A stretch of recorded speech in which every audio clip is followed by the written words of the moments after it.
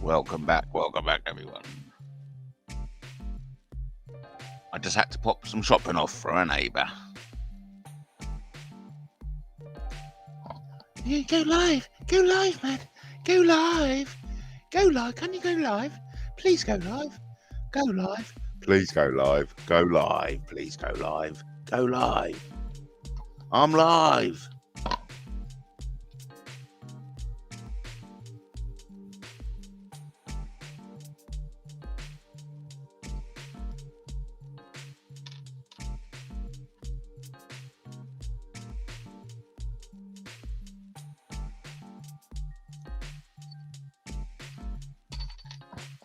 I just had to go and pop some shopping off for a neighbour.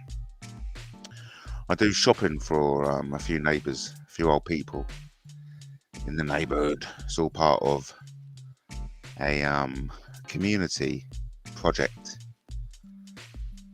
and I'm a part of it. So I drop off shopping to elderly neighbours. So I just had to pop up there. I said, no matter how late, as soon as you're ready for me to come round, I did. How do I know you definitely know? Considering I don't know who the fuck you are, Lenny, I think you should be very lucky, mate.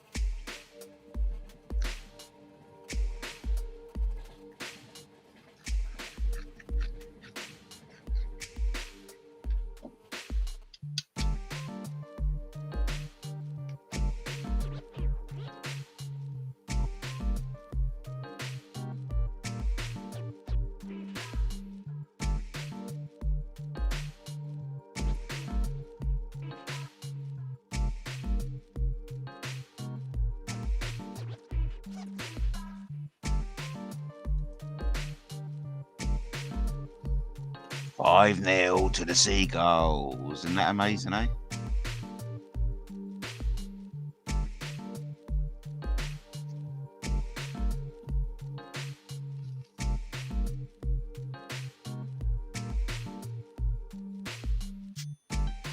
So,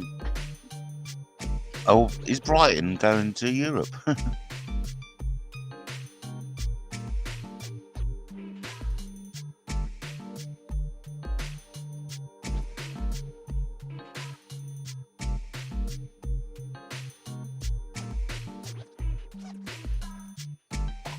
Do you feel as if you're being radicalised by watching Matt Taylor TV, Lenny? 6-0? No, really? Really? I was busy all day, and it was a bit of a pain in Brighton today, because when it's football day, it's a bad traffic day. Possibly Europa League, and they're amazing. It'd be amazing.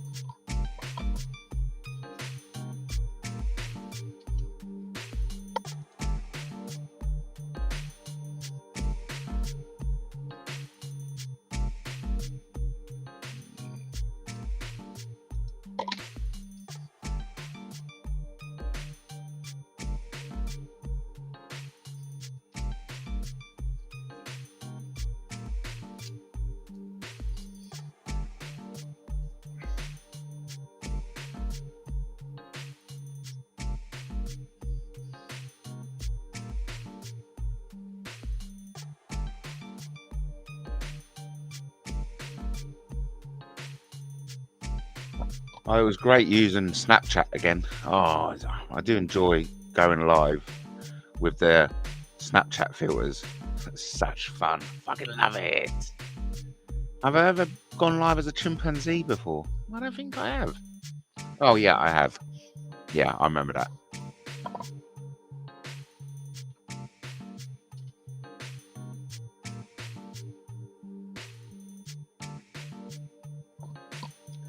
Well, I've been asked to go onto the channel program, Lenny. It's a voluntary thing. It's for vulnerable adults, so I suppose it's good that Sussex Police have deemed me as a vulnerable adult. But I've been asked to go onto the channel program, and that's all about fighting gangs, sexual and physical abuse, and drugs. So I don't know what are they saying. I am the gang leader. I don't know exactly what they're getting at. Am I radicalizing you, or are you radicalizing me?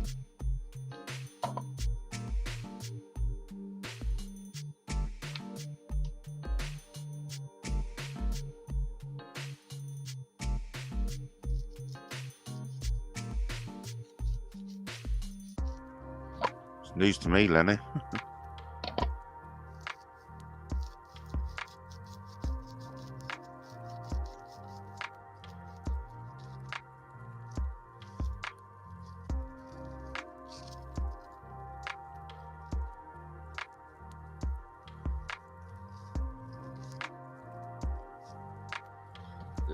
Lenny, Brighton is a major city of the UK. Of course there's knife crime. What are you being so silly for, mate?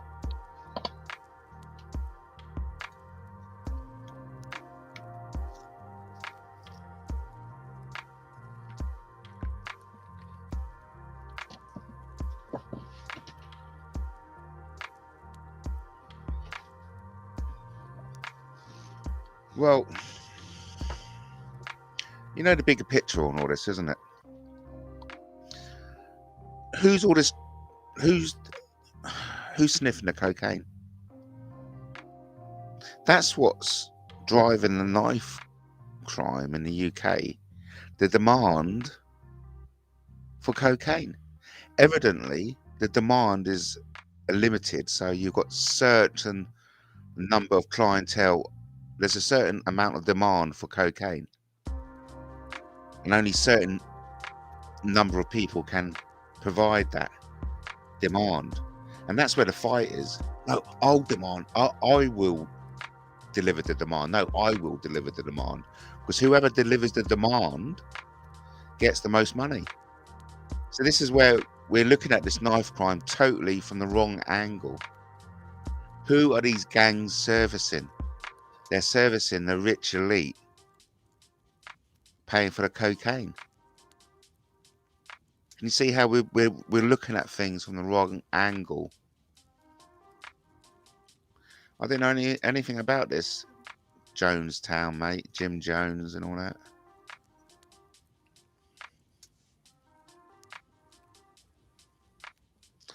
You're not a worldly person. Oh, well, that's a bit of an admission. I like to think I'm a worldly person.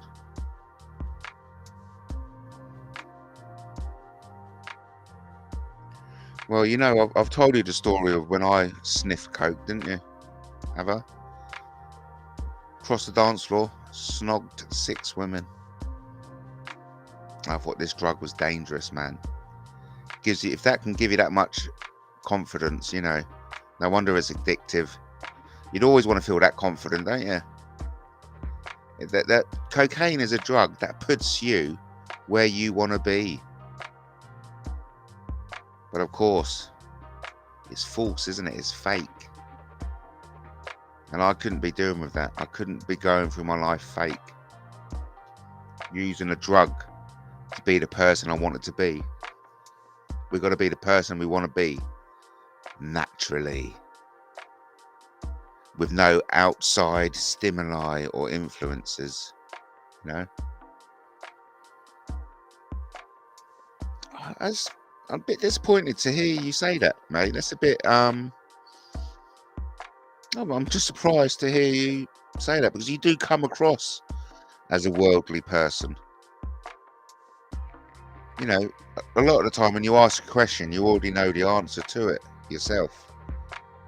And by the very fact that the kind of questions you ask indicates to me that you are a worldly person. But hey, listen, I'm not going to argue with you. If you don't think you're worldly, then you're not worldly. You know what I mean?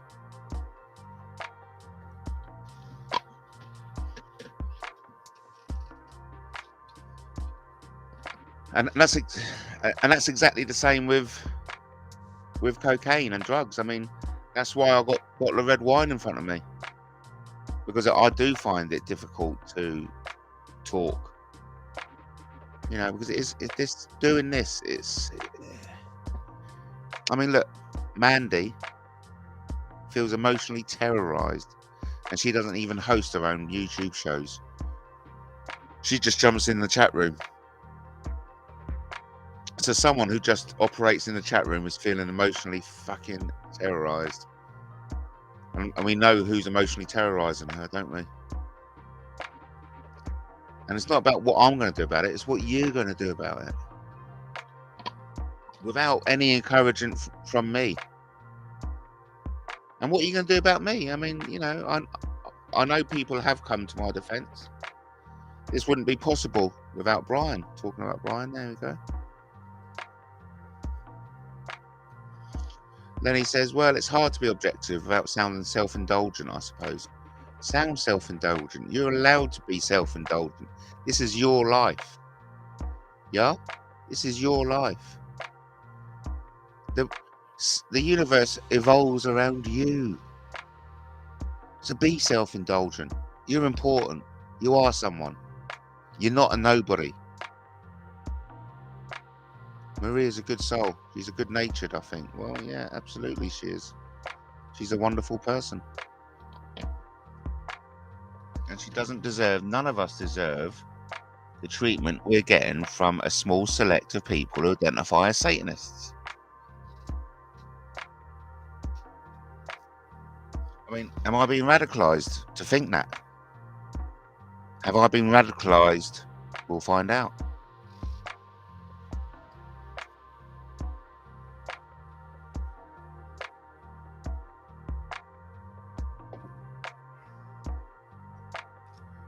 The Sussex police have clearly changed tactic and now are doing kind of like soft cop on me, aren't they? They've done the bad cop, the hard cop. Now they're doing the soft cop, the gentle approach. So something has definitely changed. They came in and they said, look, you're not doing anything wrong. You're not doing anything wrong. I said, well, what am I writing that is radicalizing people? And they're saying, there's nothing you are. It's all right. And I said, well, look, tell me. And then I started reeling off. I was saying, is it because of the reptilian aliens? And he looked at me, he goes, well, yeah, that's one of them. I said, well, okay, that's cool. I won't write about reptilian aliens anymore. And then they were like, it's all right. If you don't want to do it, we'll just go. It's like, no. Then I was like, no, don't go. What is it you want me to do? So I still don't know what I've signed up for. But it's called the Channel Program. And I don't know, do you know anybody else out there who's on the Channel Program? Is that only just for people like me? I don't know yet whether they're accusing me of radicalizing you or whether you are radicalizing me. Either way, radicalization is the big no-no going into the new era. What you can look out for? You can look out for radicalization. What, Lenny? What?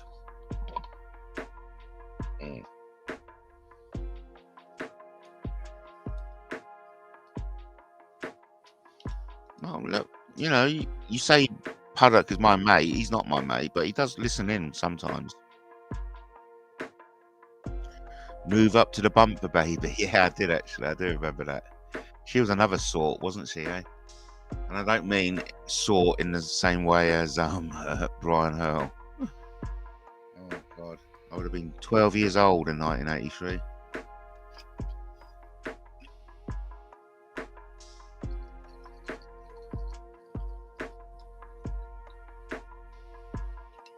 In 1983, I'd have been the same age as what my son is now. It's my son's birthday coming up soon. He's going to be 13. That's a 1-3, a 1-3. He wants to get those gel guns which fire, and then he wants to pretend he's somebody or another.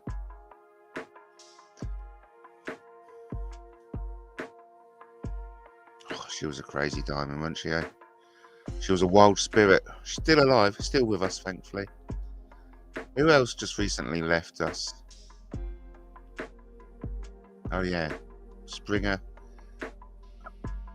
Humphreys, Barry Humphreys. Sure, there's somebody else went as well. Paintball, Nerf guns, but they're yeah, basically paintballs. Yeah, but I don't know. Right, where are we? What are we talking about? Coolio. I love that word. Coolio. Coolio. My wife just left me 10 minutes ago. I hope that doesn't, you know, I hope that's not a, I'm leaving you for good. I never want to talk to you again. Oh, God. That'd be terrible. Dame Ed. Really?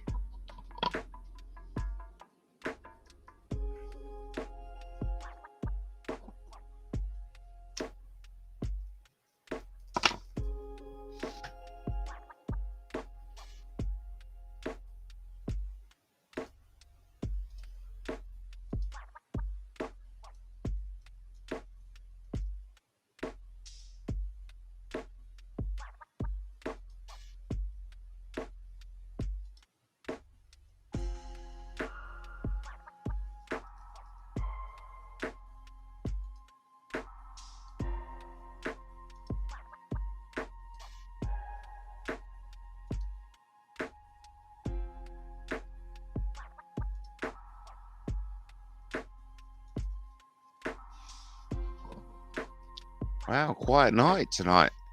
No one's live. What can we do? Do you think, oh, shout out to Bex. What can we do to kind of like liven it up a bit? Come on, peeps. What can we do to liven it up? What can we do when you want to go to poo in an English country garden? What can we do to liven it up? Hi, Matt. And I'll just pop in to say I'm so sad Marie is being blackmailed like this. If you're watching, Marie, look after yourself. You will be missed. Yeah, no, I'm... So Marie's being blackmailed. Marie's being blackmailed. Lots of lives on, but none of my subscription, yeah. The only live I've got is Life Hut, Mark Kelly, and Star Wars Central.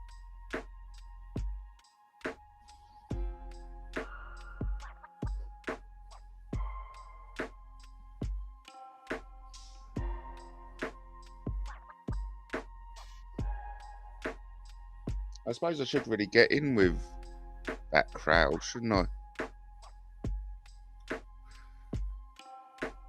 Blackmail is illegal, yes.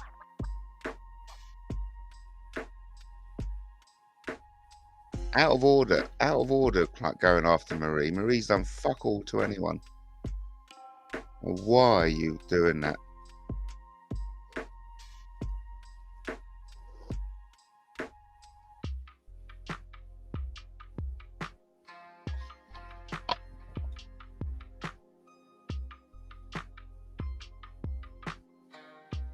Who was that? Sam, somebody, he Australian actor, played in the Jurassic Park. Sam. I believe he's found her Facebook account. Oh, really?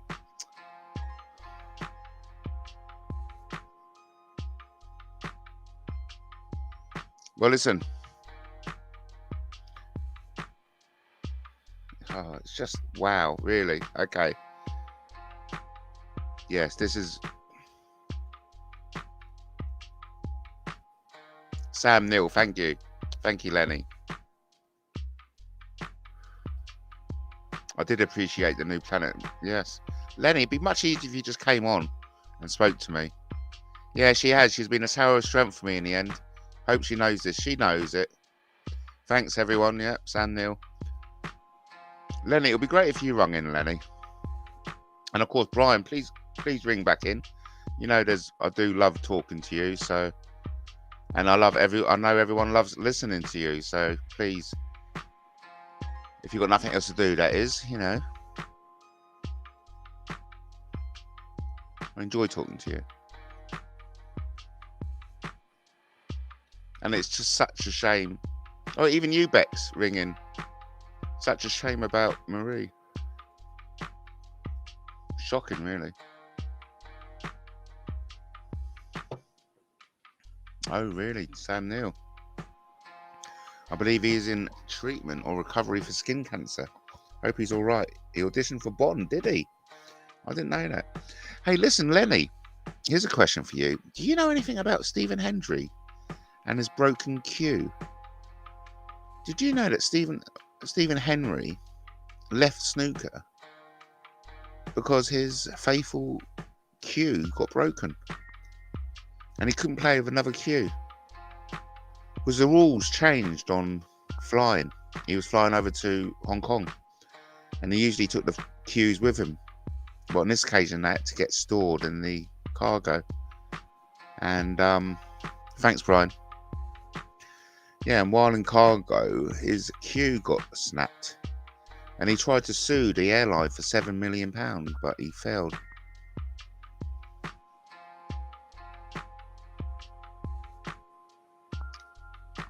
So, Lenny, that's a question to you. Did you know about that? Did you know about the Stephen Henry broken queue thing? Fascinating. I wouldn't mind doing a blog on it tomorrow. No, I think I'll have a day off. Sunday and all. But look, my productivity has just exponentially exploded by using AI.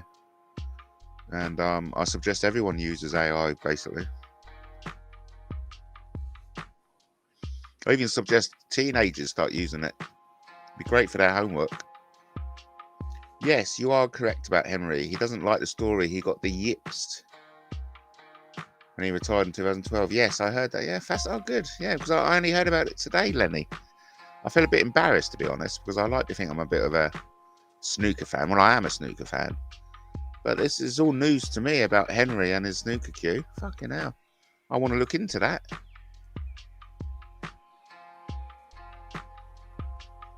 I was talking to Pat last night down in Bevy. He was telling me about Crystal Palace and...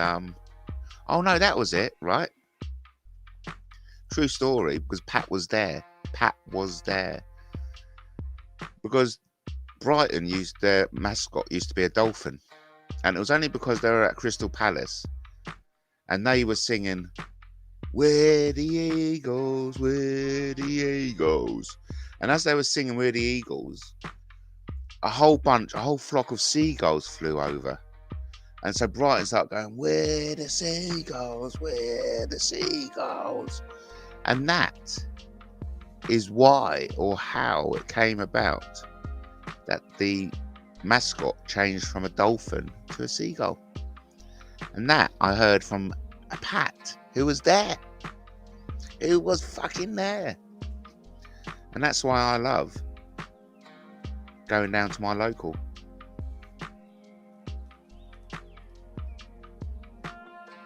Did I tell you about this guy I played with last night?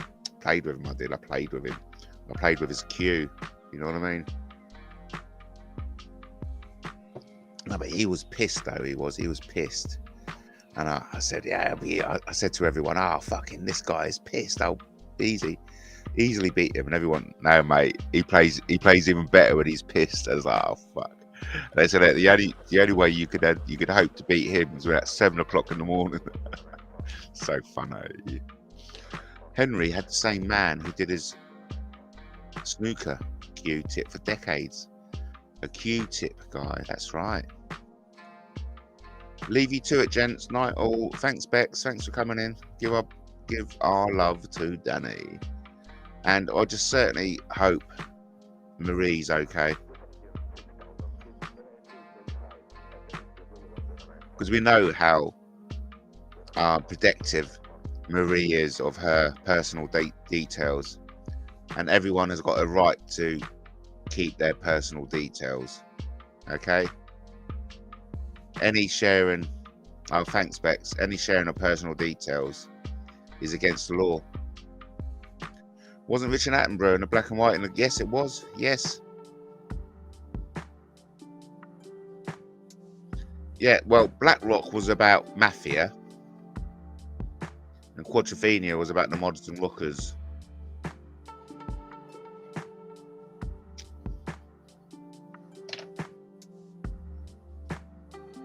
Remember, don't get radicalized. Switch off Matt Taylor TV. Or was it you radicalizing me? That nobody, Justin, who we don't mention.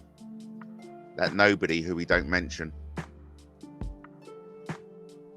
Nobodies who we neither directly or indirectly refer to. Hello, Brian. Good to have you back. Good to have you back, Brian. Already? Yeah. You don't want me back, do you? Of course I do. I enjoy talking to you. Oh, God help us all. God help us. On your knees, everyone, pray. Why am I here? Well, somebody has to, Yeah. Brian. And because you're such a gentleman, and I mean that sincerely, you are a gentleman, and it's always a pleasure having you. I try to be. I'm not always, but I do try to be kind of civilized. It just Yeah, but tell us honestly, it's not hard to be kind, is it? It's not different. It's not. It's actually I find it easier than being mean. Yeah, I find it the most easiest thing in the world to be kind. Shut up. It's just. Hang on, I've got this nice. other. It makes me nice. It makes me feel good about myself. I've got to shut down this other computer. I've got 3 computers going at the moment. Okay. One I'm fixing. One I was listening to before, and the one I've just booted on so I can talk to you. Hang on. So, yeah, sorry, Matt. Sorry to interrupt. Please carry on. No, you interrupt. That's the whole point of a conversation, isn't it? Well, everything was echoing. Oh yeah, of course. For me, which was so pleasant. Yeah, Sam Neill. You mentioned Sam Neill earlier. Yeah. Just quickly go over what I never caught me there. I used to sit and watch Sam Neill at Jurassic Park with my daughter. She loved that stuff. And what was the one? Navigator. Yeah, the Sam Neill wasn't. Oh, was he in that? I don't think so. Lenny, can you answer your own questions, mate? I can't answer every single question. Yeah. Sorry, but I really can't, honestly. I'm having a conversation here. Come on and chat with us, or just stop asking me questions. No, but I can't answer them all, mate, honestly. I can't. But then again, if Lenny takes the time to ask a question, I think we should stop what we're doing and read it and try and answer. Do you think we should just focus on Lenny tonight? Why not? Let's not be ignorant to Lenny. Everyone, it's a great idea, Matt. Let's and remember, Lenny's already said he's not doing it to piss us off. He's not very worldly, and so if we can help make Lenny a little bit more worldly, I think it's I'm fine. Good thing to do. I'm fine, Mousy Sparkle. I'm fine. I'm relaxed. So, I've been very busy today, and I've been listening to stuff in the background just to give you an idea of my mood, so you don't start talking about me anymore. Because I can't stand when you talk about me. Because I'm quite introverted in my life, and my wife's a very private person, and quite unwell. I don't know if you know that, but she's quite unwell. No, you haven't really spoken much about your wife. No. I've told you, Matt, but that's as far as it's going to go. Yeah, okay. Because... do you want to touch a bit more on why your wife isn't well? No, I'm not going to. Okay. No, just... She's got a long-term condition. But a long-term, okay. A long-term condition, but but so for a long time. Die in the next 6 months. That's what I was trying to get at in a polite way. No. Right. Well, I certainly hope not. Right, of course, yeah. And nor do I, and I'm sure none of us do, except maybe 1 or 2 really horrible people. Nobody knows when our time is up. We just don't know, do we? I could die in 3 minutes from now. Well, I just dropped down. Ross Borstock died. Yeah. And he wasn't expecting it. But then again, who does expect it? I'm not on the ball just now. I've got the flu, and so Oh, I've taken some. I've just taken some Sudafed. oh, that's So, sorry to hear. and that's Yeah. took the edge off it. So like I've had it for this thing for about a week. So I've just been taking it in the evening just so I can sleep and stuff. But during the day I've been suffering. What did you have for Yeah. dinner? Apparently, a nice kind of like chili hot chicken soup is good for. Did you have so what? Did you have something to because apparently the nutrients we need is in our food. So what did you have for dinner tonight? What did I? Do you know I've not eaten a lot today because I've been so busy. You see, that's why you're feeling ill. Yeah, well, it's not helping, is it? But you know how the old saying is, it starve a bug or feed a flu or whatever. I forget. There you go. Right. Starve a virus. Yeah. Feed the cold or something. I forget. Yeah, like that. An old wives' Yeah. tale, isn't it? Yeah. No, but it's true in a way. I mean, you should always eat, you're right? getting those vitamins in your body to help you fight off the cold. So yeah, you're right, Matt. I should be doing that, and I should be drinking more. Could you give me two minutes? Yes, of course. Yeah. Just I really need to go and grab a drink of water or something because my throat's you go look after sore. yourself. It's a bit raw. Remember, you are the centre of the universe. No, it's Lenny. We are all the centres of our own universes. No, Lenny is the centre of my universe right now. I want to know all about Lenny. I'm serious, Lenny. You're not getting off with it, right? Let's not start getting because then we're going to have Justin not getting off on your case about telling us who Sparkle is. Like, I can cause drama, or there you go. Yeah. Well, you know, the funny can cause drama. You know the funny thing is, I'm not actually Scottish. I'm born and bred here, right? But I'm not actually like Scottish. Maybe I'll tell you that in another thing, but I'm Scotch Irish. Oh, so you know, and something else which I won't tell you about. You got a lot to hide. No, what? I'm not admitting something, but I'm just telling you about myself. I'm just saying this is a little bit, you know. I'm not. Yeah, no, yeah, but listen, I also heard a good bit of advice today: is not reveal too much of yourself. So, well, put it this way, you are actually doing the right thing. I think they've caught on. The audience has caught on that you're living in England and I'm living in Scotland. Right? Yeah. Do you think that's a big? Yeah, we can all agree on that, can't we? Yeah. Can I get 2 minutes then to go get a drink before? Yeah, you go get your 2 minutes for a dry throat. All right. Thank you. That's Brian getting his 2 minutes, getting his refreshments. Remember, ensure you have your refreshments. It's good to be well watered. We're like flowers, you know. And what do we need? What do flowers need to survive? Yes, they need sunshine and water. So make sure you get your sunshine and water every day. And you'll grow up to be big and strong like a daffodil. Or even a rose. Or if you're really lucky, you could grow up to be a triffid. Triffids are great because you can actually just escape from the confines of your roots and walk around the world and be free. And there's loads of food source. People. You just eat people. It's lovely. I love the world, a life of being a triffid.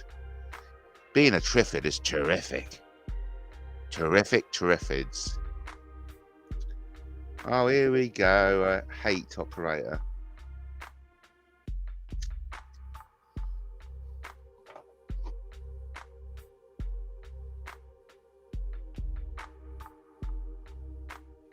Terrible.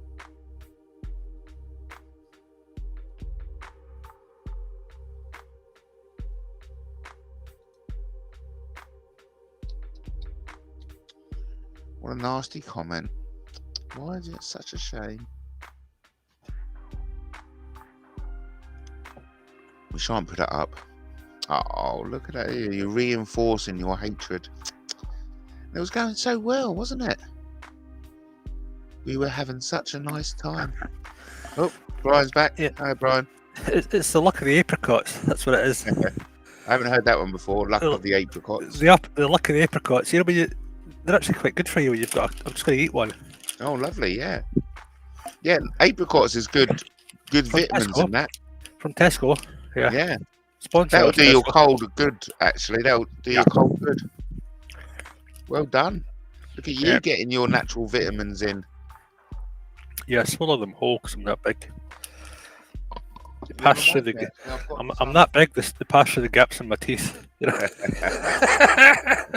So, right. Anyway, yeah. That. What were you saying when I was away? Did I miss anything that you were saying? Oh no, yeah, we had a nasty comment about you. Malthus Operandi has done a nasty comment about you and said it was fact in capital letters. And so I was just kind of like lambasting them for being a bit of a, you know. I'm coming after Justin. I'm going to punch him in a nice way. Well, that's not Justin, by the way. Then I'm Malthus Operandi isn't Justin. Yeah, yeah. But Justin is in the house. Justin is Mouse's Sparkle. Mouse Operandi is the mouse. Right. So,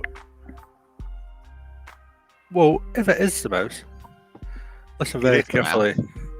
Right, your projections, right, are inaccurate. Right, and your actions will be the story of you. Like my actions will be the story of me. And that's it. That's all there is to it.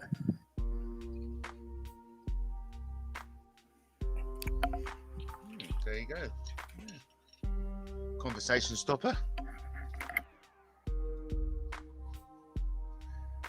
But listen, the more they do it, the more they are seen doing it, and the more we see them doing it, and it's bye, move on, next. Yeah. You know what I mean? It's just. Well, it's just fascination that, I mean, I honestly think you've got this extreme fascination with them all. I just don't understand. Remember, this is our new TV, so I don't blame them for it. All right. Because we remember, all what we're doing is we're trying out, we're pushing boundaries, we're seeing where we can go and what we can do. Yeah, I wonder if I just said something like, I don't know who the mouse is, whether that character would just stop asking that question. If I said that, would you think they would? I tell you, Justin is because their fingers, they're actually hurting their own head. Well, he's desperate. He's one of those. He can't let things go. Kind of thing. You know what I mean? But I think there may be a bit of ADHD with him. Well, look, there's nothing wrong with ADHD, right? He's saying, did Maria leave because of Brian? No, it was because of somebody else and nobody. Really put it on me, aren't they? Yeah. I'm really feeling it in my heart now. Yeah. No, Marie didn't leave because of Brian. Yeah, well, whoever's that typing that, thanks for that. Thanks for making me feel bad about being myself, about being kind to people, about helping people. Thank you for your projection. Well, I'm surprised you're thanking him for it, really. No, that just tells me everything I need to know. Like I said, that it's people. You know, there's no rule for one and rule for another. It's just people. You know, it's just people. They behave in ways that are, you know, that they believe will get a reaction, and it's just not going to happen. Well, that's the classic. I've already explained it. Isn't it? It's quite simple. I would tell, because I'm not a doctor. I don't go around grassing people up and all that sort of stuff. I just don't do that. I don't do it in a live. I certainly don't do it in a live as well. Hey, listen, you know, you can either bang on about it, Justin, or just fucking let it go.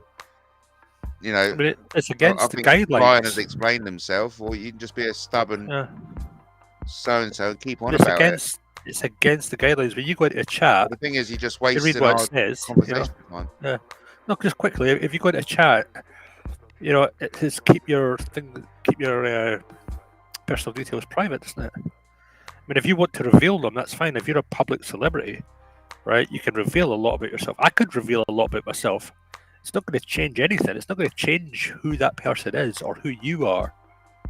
It's not going to change anything. Blackmailing Marie. I dox myself. This is what people don't get. I dox myself every time I step out the door. People see me and they go, "Oh, that's that guy," or "That's that woman." If my wife goes out, that's that dog. If my dog goes out, me, my wife, and my dog get doxed when we go out in the public area, right? If someone sees us going into the stair, they'll go, they live there. Or if they see us going into a door, they go, "Oh, they live there."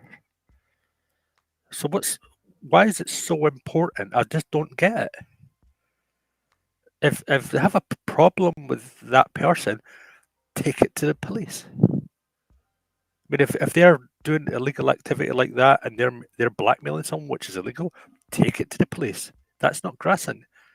That's malicious behaviour. That's illegal. Blackmailing someone. Do you know that those are illegal actions? You're quite within your rights. If someone's harassing you like that, to go and do something about it. You're asking the wrong person.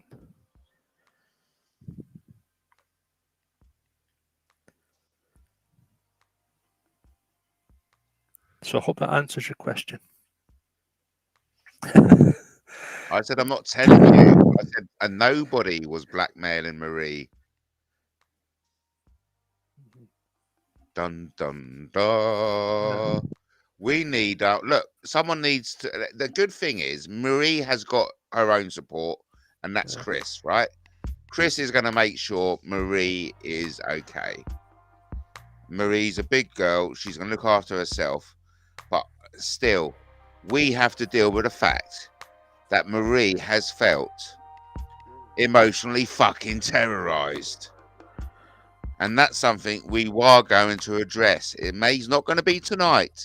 It may not be this week nor next week. But it is something that will be addressed, and it will be addressed by me. Because who am I? I'm the fucking daddy. And you will do exactly what I tell you to do when the time comes.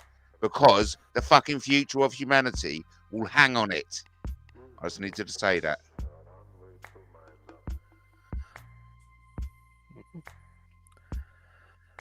That's lovely. Yeah. I am also a daddy. Yes, we're all daddies. Yeah. All right, you're right. I do. I need to man up. Yeah. Let's man it up now. Yeah. Right. Grr, man. Yeah. Grr. Yeah. Yeah. Men to that. You know. Men. Hey, who would have? Who would? Why do we bloody men? God, Mum used to call me chauvinistic pig. She used to go, Matthew, you're nothing but a chauvinistic pig. Yeah. Yeah, chauvinist, yeah. I used to go, mate, I can't eat, I don't even know what the word is, bitch. Yeah. No, I didn't say that. I never called my mum a bitch at all. Here, clip this. I was a mummy's boy for years. Yes, and so was mine, yeah. Well, most boys, when they're growing up, are a mummy's boy. Yeah. Get over it. What are you going to do about it? I love my mum. Yep, exactly. Yeah. Yep. And you know, it's good. What is this? What is this whispers? We all love our mothers. This Chinese whispers, is it? Oh, crikey! I'm looking at this chat. I know he's going to go now. I'm going to wind him up. Look, Justin, come on, and give us a chat, because it's best if you riot up. Yeah, I will. I'll drive you mental. See if you keep going, I will drive you mental, mate. I will drive you mental. Tell Matt privately, bro. Oh no, listen. You see where it's going? Yeah. All levels of sneakiness. That is not the way to do things. Not the way to do things. Open, transparency, and at all. The best course of action is what I just said earlier. You got to take it. If you've done nothing wrong, and someone is doing something to you, then you've got to protect yourself. And me saying that would cause chaos. It's as simple as that. It will cause chaos. Look at that. You've been accused of trying to dictate the chat like Kim No. Jong-un. Not you. That was Lenny was saying that to Justin. Well, I'm only reacting to what people are saying. As I said earlier, we'll concentrate mainly on Lenny, but I mean, It's not nice. Why are you being so mean to Brian? I am as empathetic towards someone who's been bullied as anyone is. Yeah. You know, or whatever. Like you know, that it's not nice, as I've said before. You know, it's not nice for anyone. I've seen huge men, big huge men in tears. I've seen a man who's nearly 7 foot tall in tears, huge guy, in tears because people were bullying him socially. You know, it strikes people of all heights and ages. You know, people of heart. I get it. It's not about that. There you go. Yeah. I mean, if I go doing what these people seem to be doing, then I'm just as bad as them. What they've been doing. That's not who I am. Yeah, no, yeah, of course. Yes, I'm all talk. Yeah, of course, because I'm responding to what you were saying. All your talk. You're projecting. And you all talk as well, Justin. Look, we all lie. Although with your capital letter, you lie, we all lie. We all lie to protect our own stories. And we lie for our own reasons. So I don't know why you're getting all judgmental. I do my best never to lie. I do my best to lie. Because I have to fucking cover up for all you lot. There's chaos and drama and stuff, and it just be one comment sometimes, Matt. It's absolutely nuts. I don't know how your mind works. My mind does not work like that. I don't know how your mind works like that. You must have had some life. I mean, just on a sort of personal note there. Now, I hope you don't take offence to this, but you must have had some life for you to think like that. Babs, call in, mate. Call in, Babs. It'd be awesome if you called in. Yeah. We're going to try and get Babs to call in, everyone. Justin is a government shill. It's all coming out now, Justin. Don't start bringing Brian into it. Right? Brian has explained his reasons why he's not revealing Mouse's identity. The thing is, you aren't accepting it. It's like, no, I want him to tell me. Well, he's not going to tell you, so fucking move on. The thing is, I know who a lot of people are. That doesn't mean that I dox them on YouTube. That's not right. I don't think they understand that you operate on other levels than just YouTube. Yeah, I get in lifts sometimes that goes up and down, you know, a block of flats, you know. But then it broke, and then, you know, I had to climb it for a bag of cheddar, you know. Does anyone know what Brian's going on about? Because I don't. Well, you never climbed a mountain for a bag of cheddar. A bag of cheddar. You have no clue. Okay, yeah, look. So if you reckon Brian has no clue, look, that's between you and Brian. And then, so we've got someone who's backing Justin. Yeah. Justin has a very valid point. The thing is, there are other people who know who that. Come on, Babs. Is. Come on, Not Babs. just me. There are lots of other people that know why you're concentrating on me. That's the issue. That's the real issue here. Yes, good point. Is anyone going to address it while you're the flavour of the month?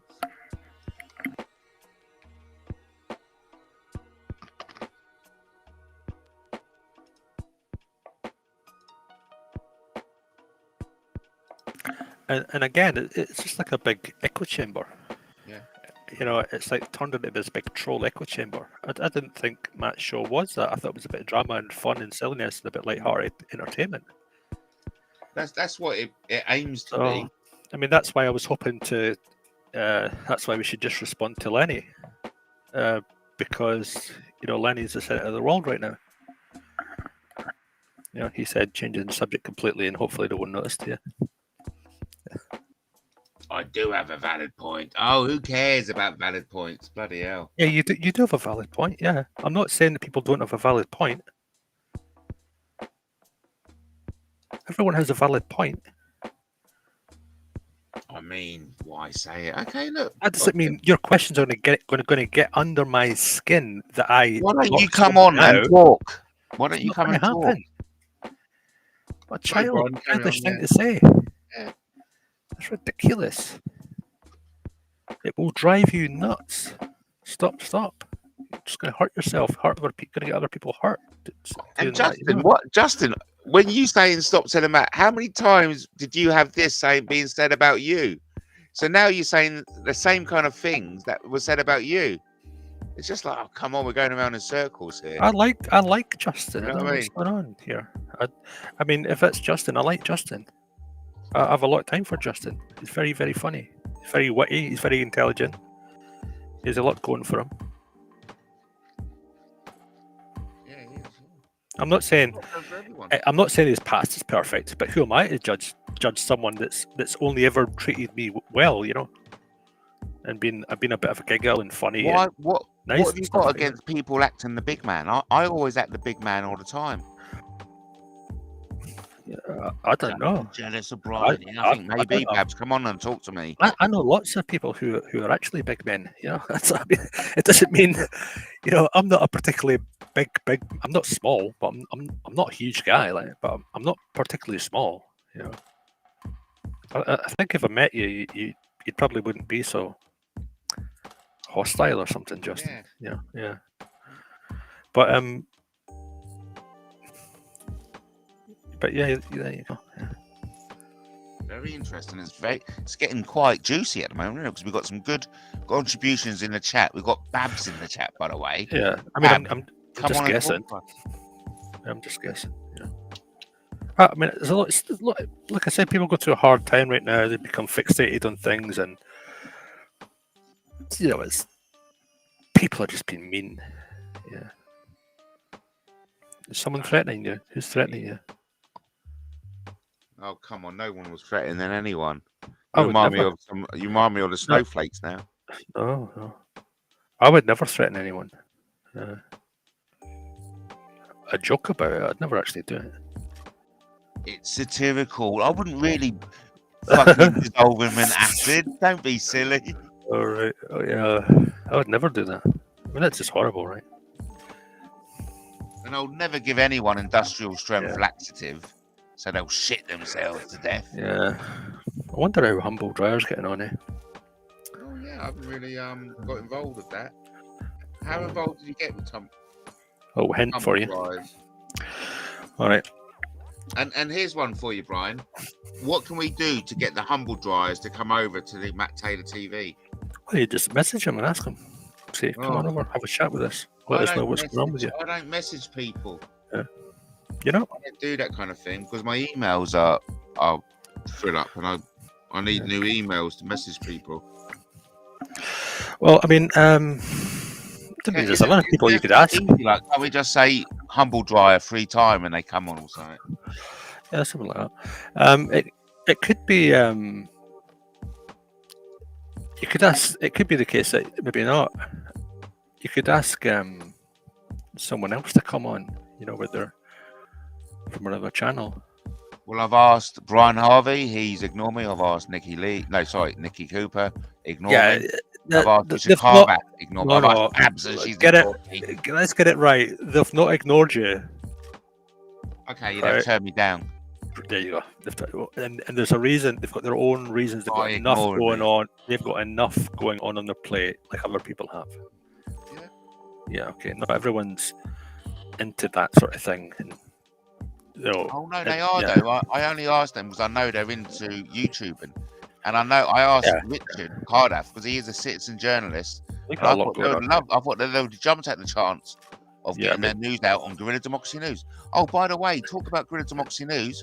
Gone viral today.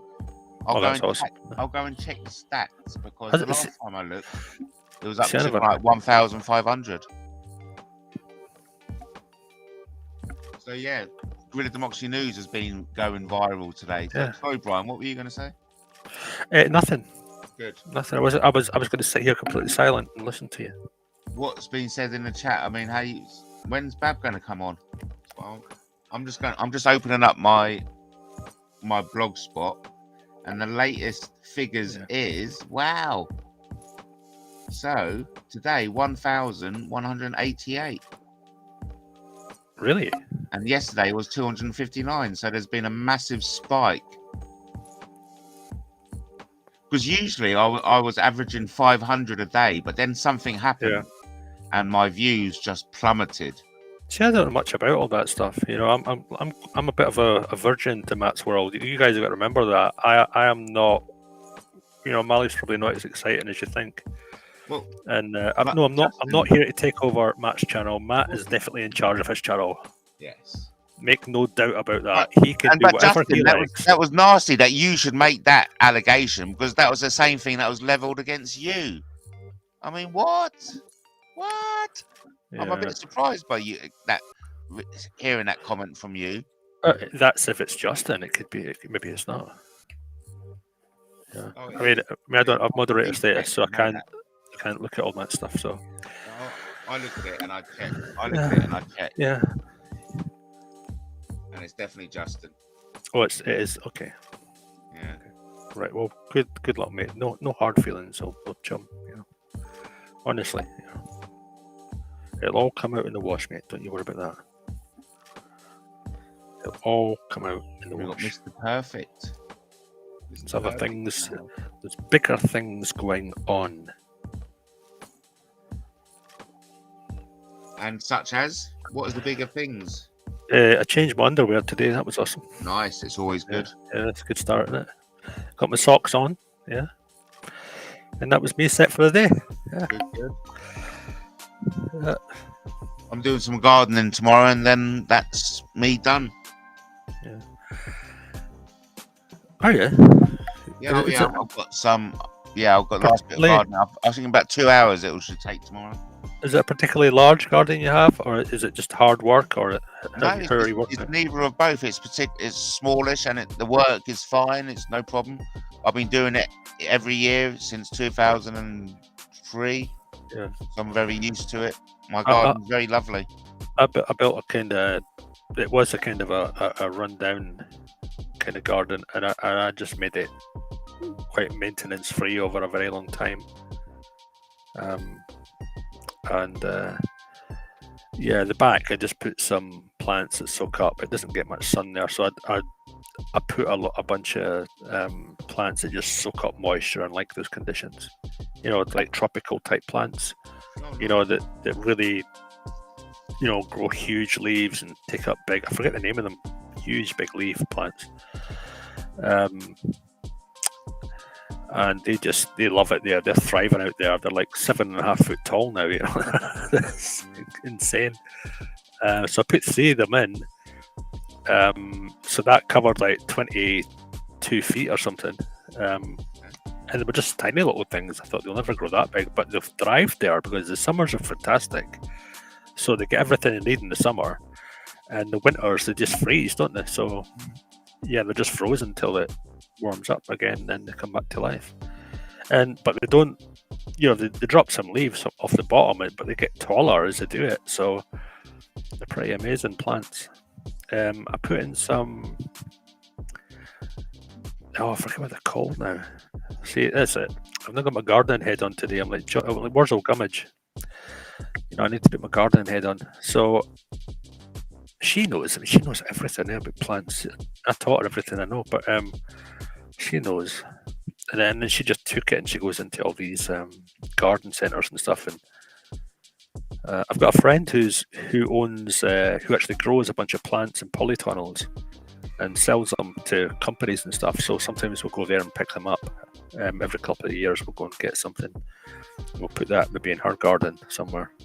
So because she's got her own garden, you know. So I've got mine, which is low maintenance, and she's got hers, which is like lots of little different plants and stuff, you know. So and so it works. It works with you then, yeah. She likes it. Nice. She likes it. Yeah, I think that's what matters to me more, that she likes it. You know, that there's a bit she can look at where there's no maintenance done, so she can concentrate on hers. You know. So that. Yeah. Well, we had an allotment, and it was good. It was perfect for the kids because it was a great place where we could all hang out in the summer. You know, I remember we first got the allotment when I was carrying Lewis in the you know, in the car seat. You know, in the carry. Oh, it was so lovely. Woo! Amazing memories. But all of a sudden, they're teenagers, and their 13th birthday is around the corner, and you know, the older one is, well, yeah. So how old are your kids, just out, if you mind me, or if it's too personal, just say so. Should we talk about other people's kids, really, should we? Well, unless they're adults. Well, they are adults. They're, one is 30, and the other one's just below that. So what, if your oldest is 30, well, I'm just trying to work out how old you are. All right. Well, see, I don't have like a Facebook or any of that stuff. I'm not on any of that stuff whatsoever, and I ain't been on it for forever. So I have no accounts. You'll never find me because I don't exist, basically. And, so how old are you? Or you don't want to tell us? If you're I'm 30, I'm over 50. Over 50, yeah. Yeah, I'm over 50. I'm just want to know, but you're not 60 yet. I'm not telling people how old I'm over. I'm not going to tell people how old I am. Yeah, it's good to keep. No, hang on. I'll just give you my bank card. You can go and That'd be nice, thank you. Would you like the other bank card as well while I'm there? Fantastic. Yeah. Oh, you got some Black Op bank cards. That sounds interesting. It's a gold card. The gold standard. Nice. You've got a gold card, have you? Well, very nice. My friend was friends with a royal family member, not the UK royal family, different royal family member. What country? And we went for dinner once. I'm not going to tell you that because it's private. Because you don't speak about the royal family. If you know a royal, you don't speak about them. But I can tell you that we went for dinner one evening, right? And he pulled out this card. And the people in the restaurant thought it was a fake card. They'd never seen anything like it. And then they checked it, and they were like, "Yes, sir. Anything for you, sir." I bet, yeah. They could not believe they'd never seen anything like this. Oh, very nice. And so my friend says, "Well, you can stay in this hotel." And he recommended a good hotel to stay in. You know, it wasn't, extortionate. It was just somewhere out the way because of who he was, that people wouldn't recognize him and stuff like that. So yeah, I mean.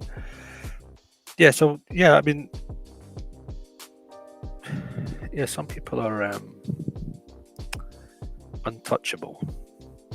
Yeah, because they're rules. It's the royals, mate. Yeah. I mean, you have those sort of connections, And guess who else are untouchable? The gods. The gods are untouchable. Yeah. And mortals. There's loads of mortals. Loads of people are untouchable. It's very common to be untouchable.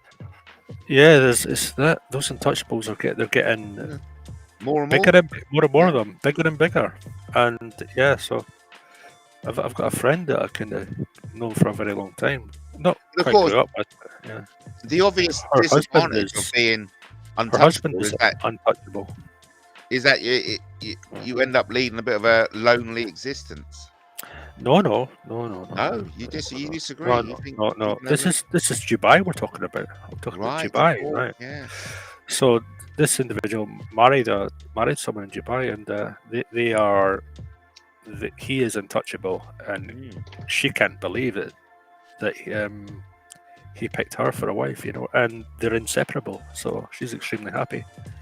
So you reckon all these neon cities, these new developments are for the untouchables? Or they can all live together happily ever after? I don't know. It's like anything, there's you'll find corruption if you look for it. You'll find poverty if you look for it. It's like, in Australia, if you go looking for spiders, you shouldn't do it. But if you do, you're going to get hurt. If you go looking for snakes for long enough, you're going to get hurt. There you go. So the locals don't, and that's the thing, so.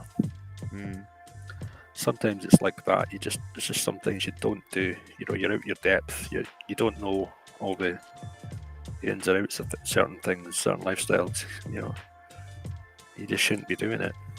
So so we get you sometimes you do get like snippets of information from people, especially someone who's from a very normal background. When they get given snippets of information, you're like, wow. But it's not, you know, you wouldn't use that to go and cause anyone any harm, would you? It's just not the done thing. And that exactly. I mean, if I want to, just like anyone who knows anyone, you could all go and harm people, couldn't you? But what's the point in that? Yeah.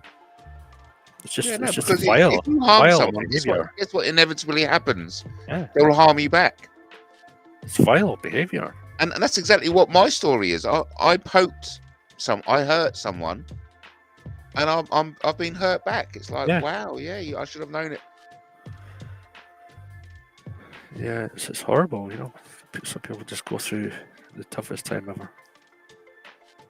It's all meant to be. It's the universe experiencing itself. Yeah. But yeah, my heart breaks for the kids. I hate to see the kids suffer. And the elderly. Well, of course. I mean, they're the most vulnerable people in the world. That's the most fragile. Yeah. Yeah. You always want to see them do well. Of course, yeah. Because that's a measure of society, isn't it? How we care for our most least well off. Yeah. That shows how civilized we are. Yeah. But my daughter is in Italy right now. Nice. Oh, what's she doing out there for? Well, my brother's got a house out there, so she's there on holiday, but I think she wants to go and visit him. So yeah. Are they close? Like I said, Matt, I've got, you know, I'm like Jerry Hall. I've got one foot in New York, one foot in. Nice. Okay. Yeah. So yeah, I mean, it's one of those things. You know, people are. You can read into things too much, and you know, it can take you places you shouldn't really go. You know, you can mess your head up. A lot of that going on. A lot of disinfo going on. Oh yes, I know. I mean, but that's been happening since days of King Arthur, no doubt. Espionage and. What do you mean? The days of King Arthur? What I mean is, it's been going on forever. What date was King Arthur? 503. Right. So it's been going on since 503. Yeah, so it's a little other thing. It's my little funny way. It's been going on for fucking centuries, you know? Months. Yeah. Oh no, it's a new thing. That's a new development in the history of humanity. You know, like bullshitting each other. Yeah. Yeah, I think some people like the really big thing that happened between the Saxons and the English, right? What it was they had this big peace treaty. What about Sassenachs? What's that? People have got some funny names for people. But what about the Sassenachs? Yeah.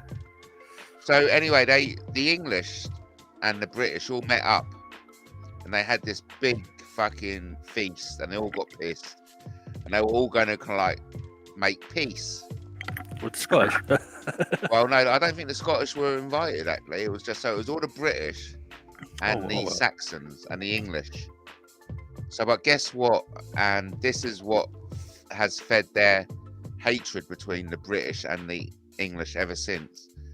That night when they were all drunk, all the Saxons got out their concealed daggers, which they'd been hiding all the time, and then slaughtered the British, leaving one British man alive to crawl off and tell everyone what happened.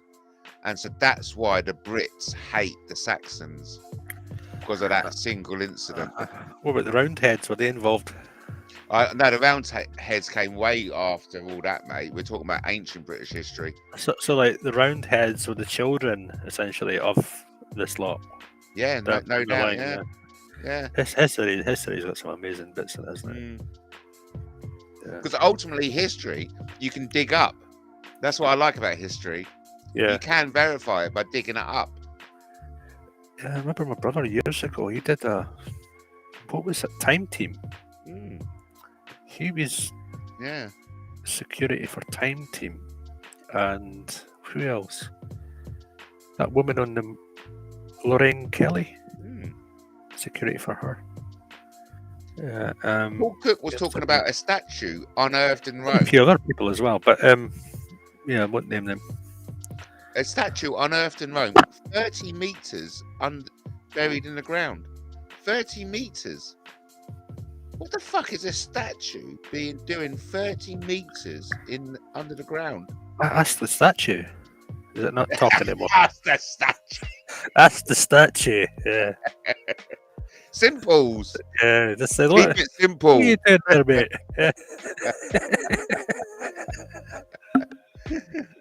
Very good.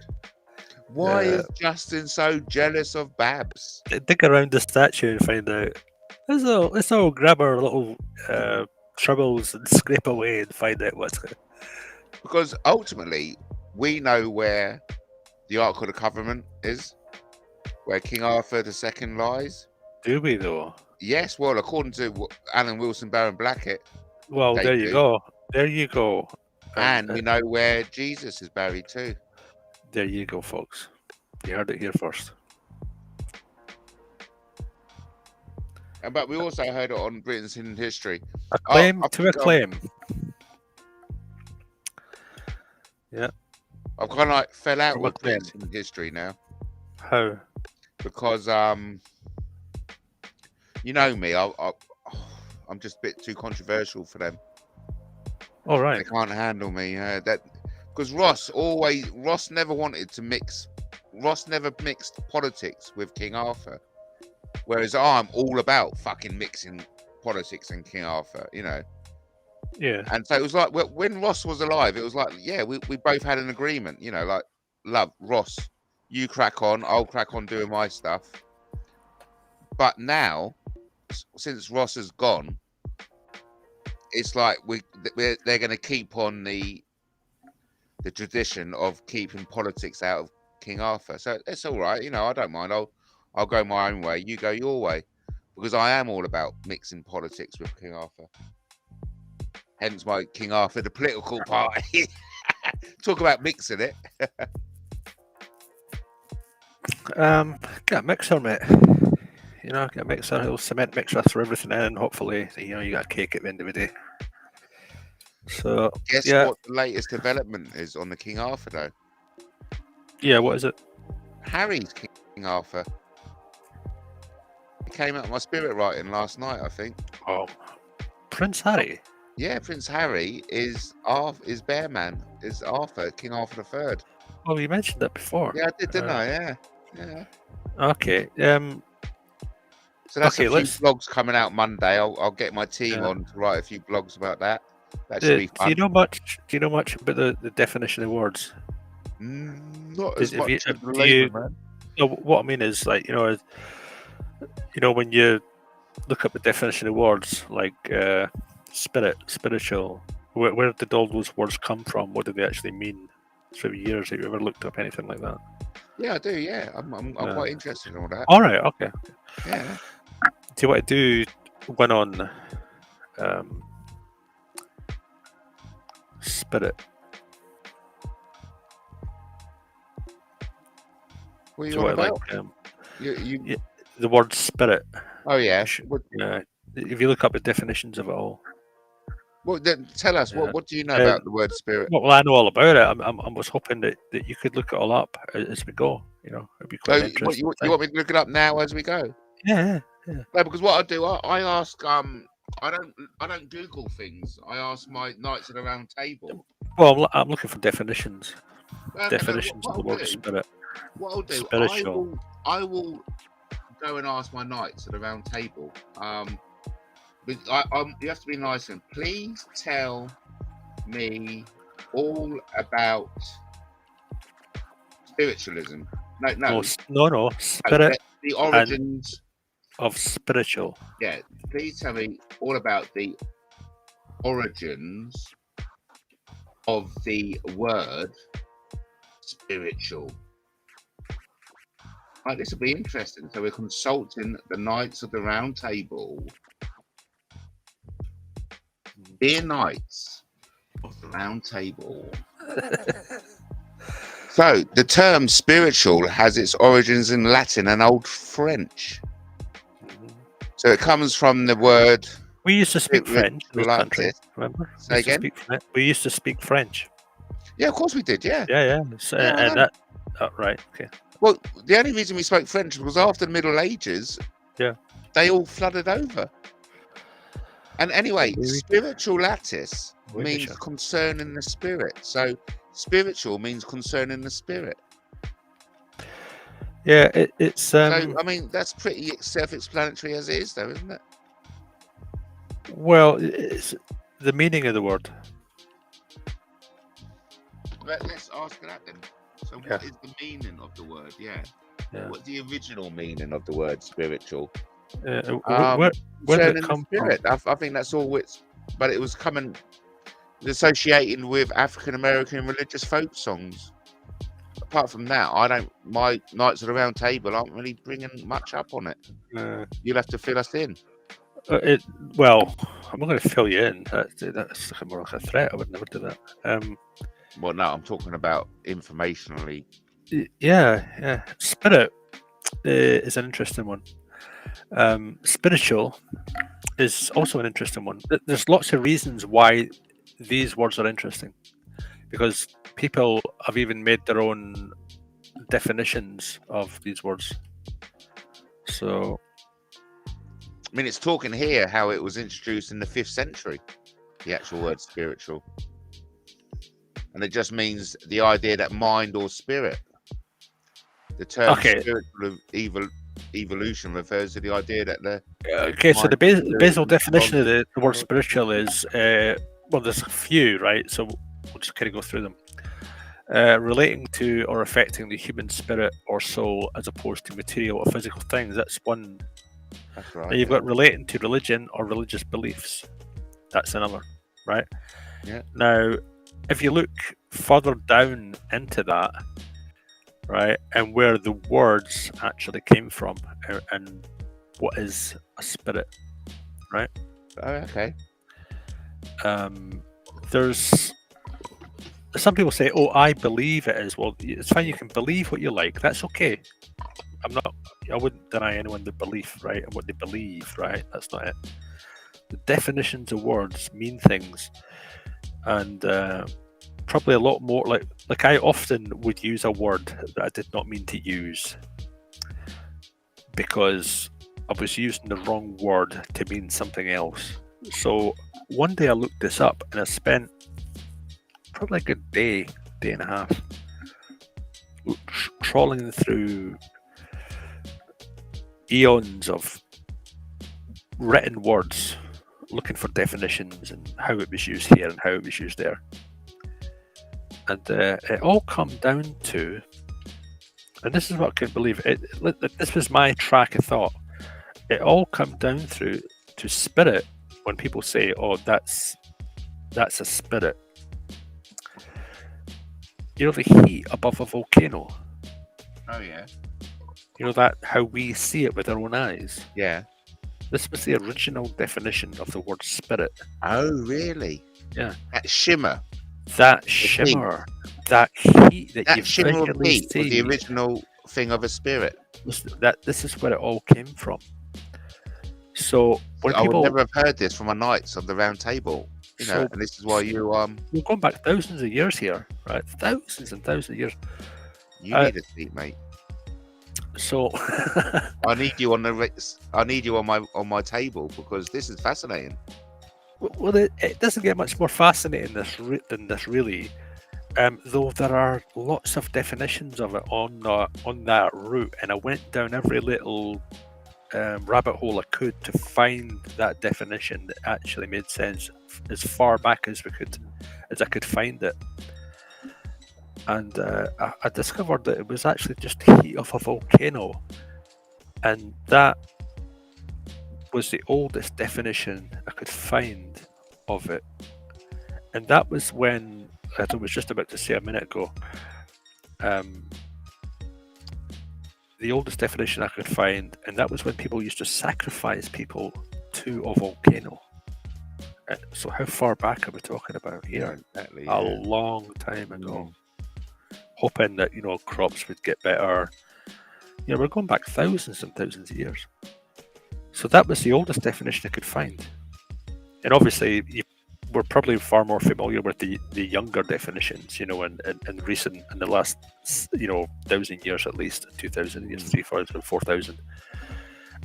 But the Chinese have a 4,000-year written history. Okay. Right? And which far outdates Christianity's beliefs. And to go through that, to find what you're looking for, they have words as well. Right. So I went and had a look and asked a friend. I grew up with someone who basically can speak Mandarin. I cannot speak Mandarin. It's far too complex, and I cannot pronounce the words properly. I'm just not that linguistically talented.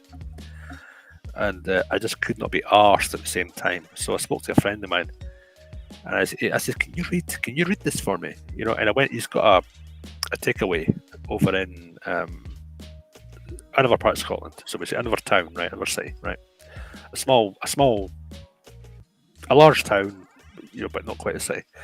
So I took it to him. I said, "Can you read this for me?"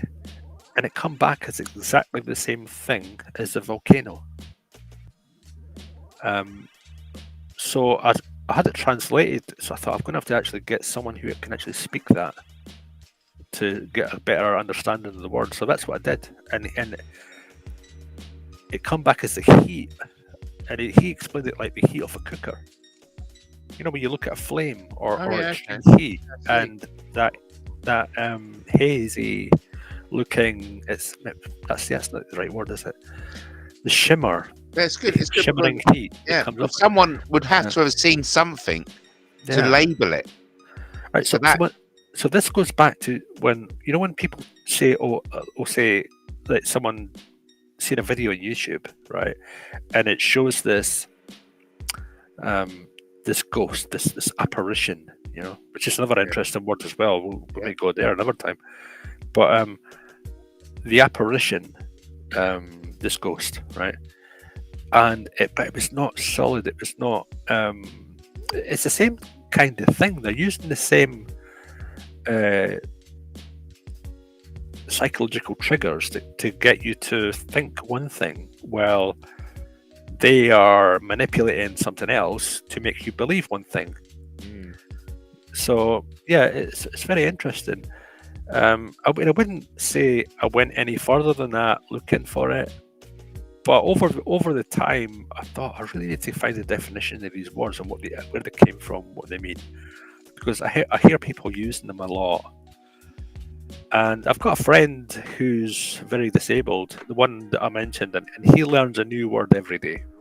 There's when he goes through and he does this every day because he's completely disabled, and he's been doing it all his life. I mean, obviously he's learned more than one word every day, but that's what he does, and he goes through and he researches it all. So he's a very learned fellow. I mean, he's not. He's not going to remember every single word he's ever learned, but if you said it, you go, "Oh yeah, I know that one." Yeah. My housemate was telling me about this. There's this app that's got this word every day, and then whenever anybody birds a word, it will tell you how far away from it is. Yeah, well, I was like when I grew up, I was like that, but with letters. I was trying to find lots of letters for each word, and then learning from there. And this was kind of forced upon me. It goes back to my childhood. Forced upon me to learn things from either a teacher or a relative or a parent or someone would force you to. Right, how many words do you know beginning with A? You've got to go through a whole list of them. And you would even make things up, or slang or something. You would use all sorts of things to try and figure out words that would mean something to you, or you could find meaning in, or were real words to fill in as many as you could, just as a sort of exercise. That's the sort of thing what you do when you grow up very poor, just to pass the cold winter nights, or because it gets dark early, so you do things like that, Guess what I've got in front of me at the moment? I've got a little jar full of letters. All right. I picked them up from a craft shop because I knew it would be fun to do, and so I'm just picking out the letters Brian because All One right, of the thank you. things I love doing is playing with words and letters and kind of like turning letters upside down. And because remember, Okay. a W can be an M, you know, Nerb, yeah, an Nerb. A can be an E. My friend used to call me Nerb. Nerb. Because already in your name there's ban, isn't there? You can get Yeah. ban for your name. Yeah. Nib. Nib, yeah. Yeah. You can get well, let's see what else we will get. Ben. I've got the Ben. I. Ben and Ban. That's a little hint for you there. Yeah. Yeah. I've just chipped the whole thing out at the moment. It's much easier to get. There's an I. Yeah. No, that's an F. I mean, I was always wondering if there was older definitions. I've never actually took the extra time to go and look for older definitions of the word spiritual and spirit. I've never found any. I've never come across any. okay. But look, we're going to add PC in your name. They're going to be the 2 bonus. Oh, we're done for now. No, we will, because it is actually. So I'm just putting all my little letters away. So that's it. So we've got Nab. already. We've got rain in there. It rains. Just give me a moment. I've got to put all these numbers away now. I bought 3 packets, so I know I've got enough letters for everything. Yeah. Are you going to do it twice or just the once? I mean, because it would have to be my real name to actually do it, wouldn't it? Yes, to get the full out of it. But yeah, give me the surname. So, but already, it's a useless experiment, unless you don't think so. Yeah. Well, obviously, Brian is a brain. He's brainy because there's brain in Brian, and then there's pain. There's a lot of pain in your life, Brian. And then there's a Cain and Abel. Yeah. There's something with your brother going on. You got Cain, and Cain and Abel mean something. Right. Okay. Where did the L come from? Well, Cain could be a stick rather than rather than a biblical meaning. That's right. Yeah. And also, even though I've got an A there, that means by the rules is I can get an E out, so I can introduce an E into your name. I could interject and say that your name is Tam backwards, which is short for Thomas. Yeah. Yeah. So, we got peace in your name. If we turn the A upside down. Oh, right. Just like that. Okay. Yeah. We got peace. Oh, no. We need another. No, we haven't. We got a P. We got no. But on the side, it could be a Russian or something. You could split it upside down and sideways and all that. We got pair. It might mean something in Russian or a foreign language, I should say. And of course, the B, we can have a P as well because B changes into P, isn't it? Yeah, there's a lot of P's and B's and V's and F's mean different things in Russian. Oh, but do you know what there is in your name? I just realised. Bear. There is bear. So that's you got a bit of Arthur in you. I didn't know that. Because we're turning the A upside down, you see. All right. That's where we're getting the bear from. So if you've lost me now. Don't play with the letters. It's too much, but it might take you down a road. That's meaningless. Well, no. What it's told me so far is that there's a brother involved, or it could be a cane, a walking stick. Well, that would come from because I just told you I had a brother. Or I might have more than one brother. Yeah, but is he out to kill you? That's what but the whole story was highly unlikely. Highly unlikely. Yeah, good. Yeah, so that means maybe the walking stick. Anyway, yeah, I'm being silly though. I'm just having fun with words, with letters. But it's amazing what you can find when you have the letters in front of you. There's things you don't see your whole life all of a sudden jump out.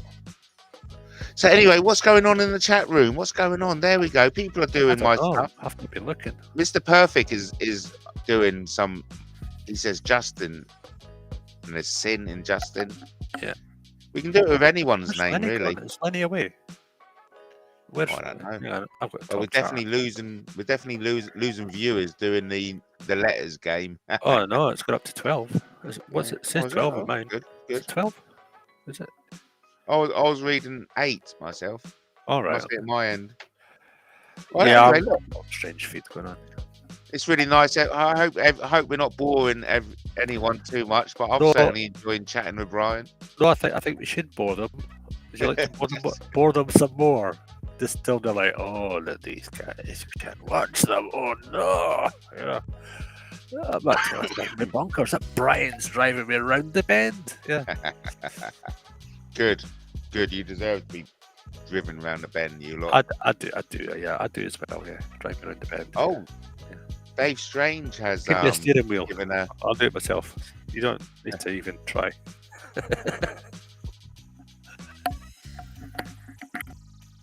I missed what you last said there, Brian. Sorry.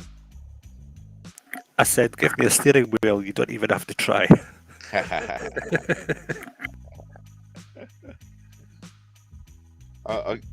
The monitor, whenever it's on for too long, it comes up. It says you got 200 seconds before it switches off. Please touch a button. All right, does it? That'll be in the settings somewhere, mate. Yeah, it's very good. Yeah, the cheapy one. No, it was lovely. So thanks ever so much for everything you've done for me, Brian. Yeah, you're welcome. Good. So, are we going to get Babs ringing in? That's the big question. Obviously not. Doesn't look like it. It doesn't matter. She can do what she likes. I think it's a woman, right? Oh, Babs is my best mate. Right. So I think it's Babs can do what Babs wants to do. Babs used to come and see me every Tuesday. It was brilliant. We used to love our time together, me and Babs. Yeah, I'm not up in everyone else's life, sadly. Yeah. I mean, I'd love to be sort of know more people, but I just sadly I don't. I know a lot of people, but I don't. I know a lot of names and stuff. I just don't know all about their lives. No, but I have been fortunate enough to have probably a good thing. You lot, people from the audience, come and actually visit me. I mean, Justin has actually stayed with me for a bit. Yeah, and that's probably why I can give him the time of day, because I know him a little bit through that. So. Yeah. No, I think that's it was kind of him, but a bit stalkerish, I suppose, isn't it? Don't actually see him. see. It's a good way to get to know someone is to actually live with them. Yeah, even if it's for a short time. You do sort of get you get the measure of the man. Yeah. Well, I get the impression that Justin, if he's got something under his bonnet, he has to see it through, so he can carry on with his life. And maybe that was what with me. It was like, who is this man? I'm fascinated. I need to know one way or the other. Who is he? The only way to know one way or the other is to fucking live with the guy. You know what I mean? To go and meet him. I don't think it was never his intention to live with me. I think it was his intention to meet me, though. Well, yeah. I mean, some people are like that. I mean, me, I couldn't care less, to be honest, whether I met someone or not. Because you it wouldn't really matter if I'd never ever met you. That's not really the important bit. It's just the conversation in between. The fact that we did sort of have a conversation and stuff. That's enough for me. I don't need to meet you to sort of know you. No, but also you have, to your own satisfaction, assured yourself that what is said about me isn't true, which I find satisfying. Well, it's like anything, Matt. You'll never 100% know, will you? Unless someone says, right, here's the evidence for this, here's the evidence for that. How are people supposed to know? And that's never been provided to me, and I've asked for it. It's just never been given. The only way to know is to go actually and see the person yourself. And I'm in the same way, Well, that's it, right? Yeah. I mean, not that I want to go on about the same thing over and over again, because we've been here before, but because it's flogging a dead horse, really, isn't it? But yeah.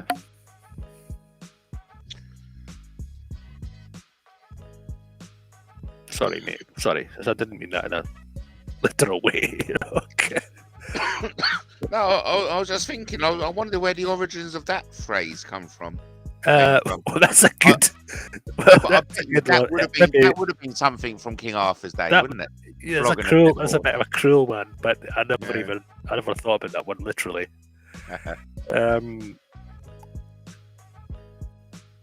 Yeah, it's like going over something, though, isn't it? Just an awful lot. It's kind of repetitive behaviour can affect you, you know. And so let's just look at that. Someone's repetitive behaviour has affected you, right? You're spot on, mate. That is idolatry, Brian. That's idolatry. Yeah. What's he talking about? Sorry, Mr. Perfect. What were you speaking about? Oh, you're well behind. We weren't. You're not that far behind, actually. No, I don't know what he means there, but that's okay. Well, I think it's Mr. Right. So use the term he. If you're not he, that's okay. I didn't mean to offend you. Don't worry about it. You don't have to get a lawsuit on me because I misgendered you. I'm sorry, but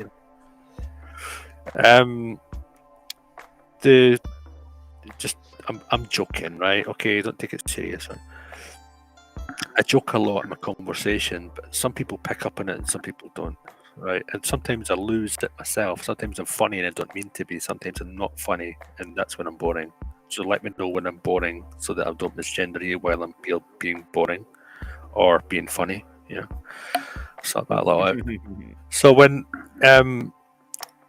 when people talk about certain words like like we were speaking about earlier, and what you mentioned earlier, going back to the spiritual thing there, right? Your name, would we use the full name? Yep, full name. Yeah, I know we've sort of moved on from that, but I like to go back to things just to sort of move forward without sort of covering a lot, but not being too intrusive. But some people might have thought about that themselves. Would we use the full name, like the first name, just the first name? Mathew. Oh yeah. Unless your name's not Matthew. No, it's definitely Matthew. Yeah. So it's definitely Mathew. No, it's two T's. So there's no F's involved. If I said Matthew, it's definitely not that way. No F's involved. No. Right. Okay. So Mathew. Right. Like two T's. Two T's. Mathew. W. Yeah. At, which is not really a name, is it? Ta. Well, and there's twat. Remember, turn the M upside down.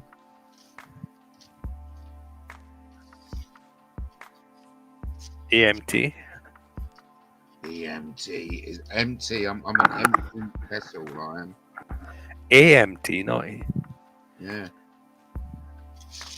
And here's a joke. AT&T. AT&T. You get that? Right. You see how I'm not such a bad person. I'm quite. I live simply. Audience, all you 13 that are watching. Though Matt says 8, who cares? As the night goes on, however long it lasts, right? You'll find that you can find fault in anything. There's very few things that we could consider to be perfect. Though I'm not saying we should all look. And kind of be obsessive about that. Because that can be obsessive, and if you're obsessive, that could cause issues in other places, right? That can actually give you issues if you're obsessive, Hey, look, sorry to interrupt, Brian, but we've got some serious shit going down. Oh, yeah. We're gonna have to explain. Someone has to. Maybe not me. Maybe you, Brian. But Right. someone has to explain to Mr. Perfect about the slippers and whose those slippers belong to. Because I get the impression Mr. Perfect with the comment, "Nice slippers, Matt. I take it your colour is pink." Obviously, that Mr. Perfect thinks those pink knickers, or sorry, pink slippers are mine. Who's going to tell Mr. Pink whose knickers and slippers those are? That's what I'm saying. Now, onto a completely different subject. All right. Okay. Are you familiar with a Dan Brown movie in which there was a concept of a word? I called it an anagram. No, not an anagram. Something else. Anaphylactic. In which, no, maybe not that, but which the word can be read the same both ways round. Can anyone help me in the audience? An anagram. It is called an anagram, isn't it? Yeah. But I didn't think it was called an anagram. I think it was called an anagraph, or yeah, it's an anagram. Yeah. So it's the same. No, it's an anagram is using the words to make a different word. This is different. This is a bit more specific. It's the word that can be rotated, and it would read the same. For example, and this was first kind of like brought into the psyche in the Dan Brown movies. So anagram isn't actually the right word I'm looking for. Let me just try and. So it was Dan Brown, and Dan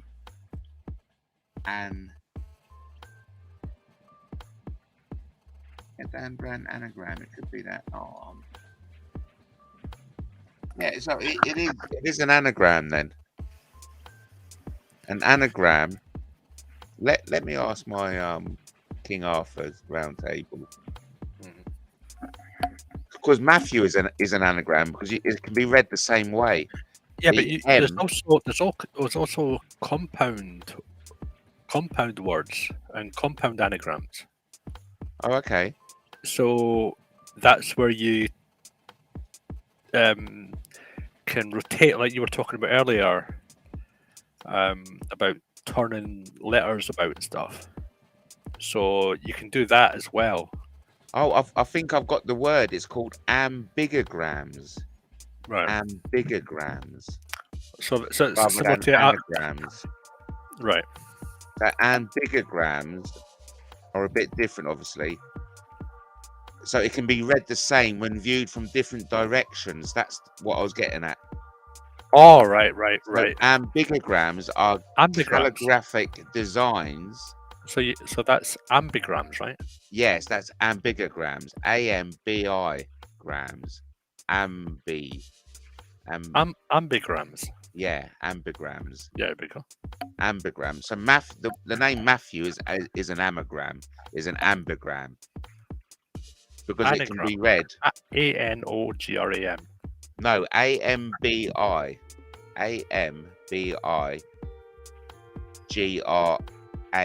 AMBIGRAMS. What about a palindrome? No, an ampigram. Yeah, but what about also you get the word palindrome? Okay, yeah, that's an interesting word as well. Yeah, and that's to do with numbers. Yeah, well, it can be used for numbers. Right. Yeah. No, it's not a palindrome. It's no palindrome. Yeah. It's I mean, I can pronunciation because I'm Scottish.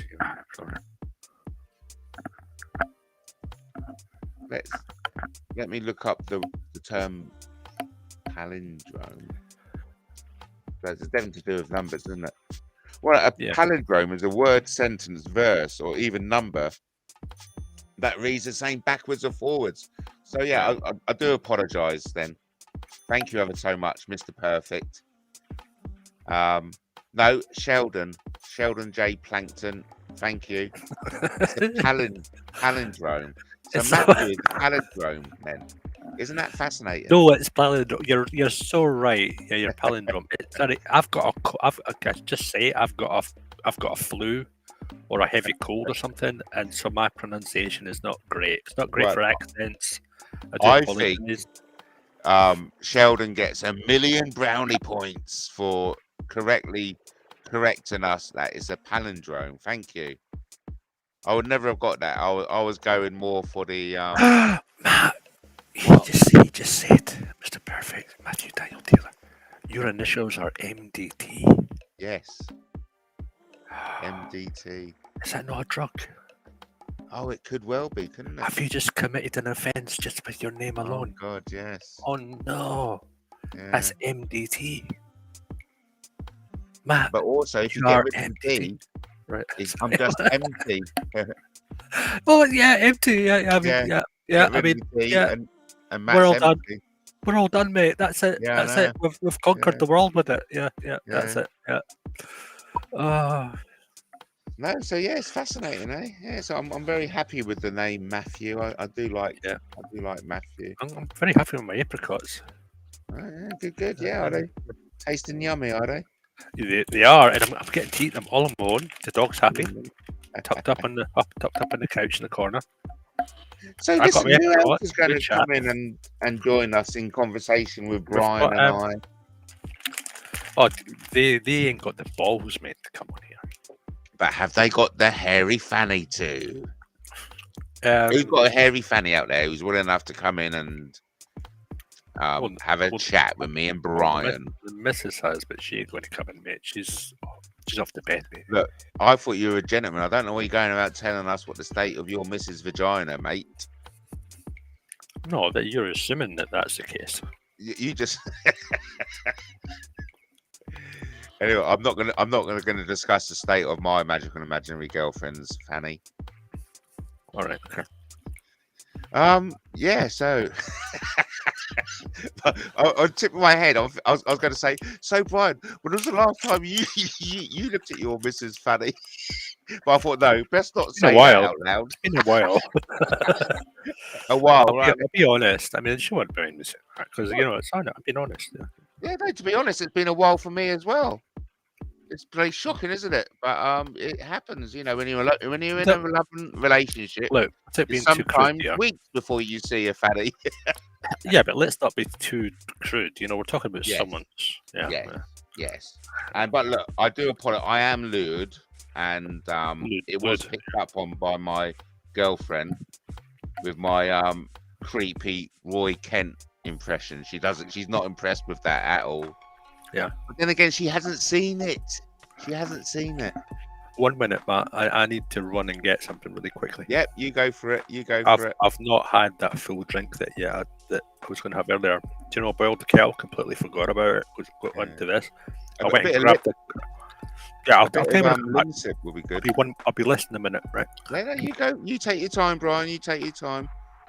Isn't it nice having Brian's company? I do enjoy this conversation, and guess what? So do you. So it's very nice. So it's not Sheldon. It says something different backwards. But Matthew is definitely. I'm going to write that word down. Actually, thank you ever so much.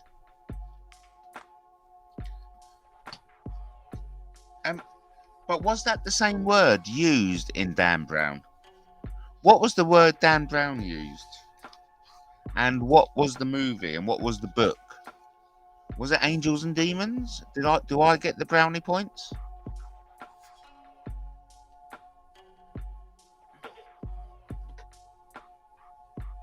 Palindrome.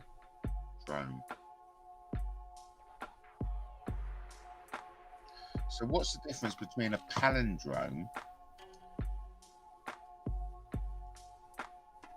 and a ampigram?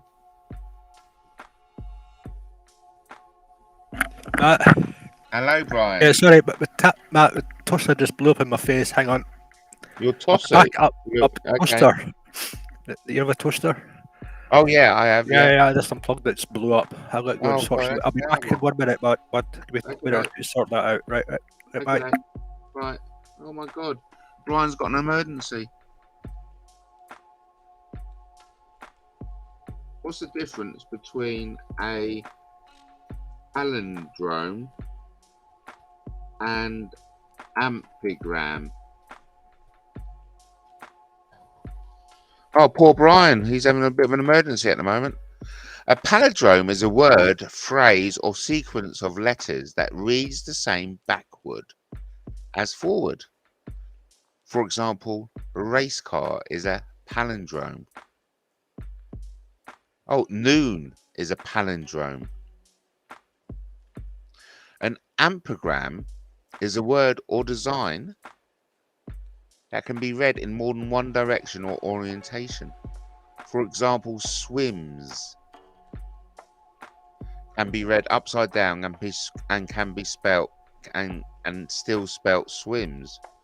While both palindromes and ampigrams involve words that can be read in different directions, the main difference between them is that palindromes are read the same way forward and backward, whereas ampigrams can be read in more than one direction or orientation.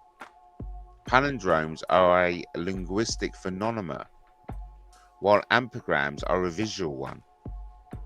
Palindromes are often used for wordplay or humor, while ampigrams are used for typographical or logo design. So actually, Mr. Perfect, I think on this occasion, Matthew does more match an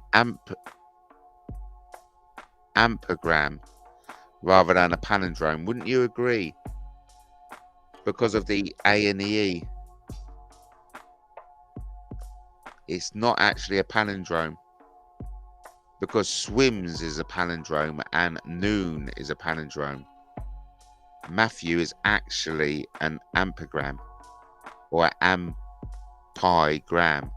Would you agree? Do you concede? In Dan Brown's book, it was the word Illuminati, but it was the front that made it look. Okay, so here's a good one then. So I can ask, let's ask AI, let's ask the Knights of the Round Table to prove our point. Is Illuminati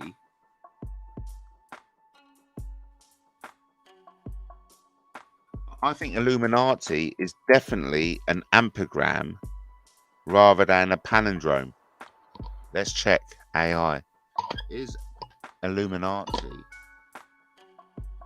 an palindrome or ampigram?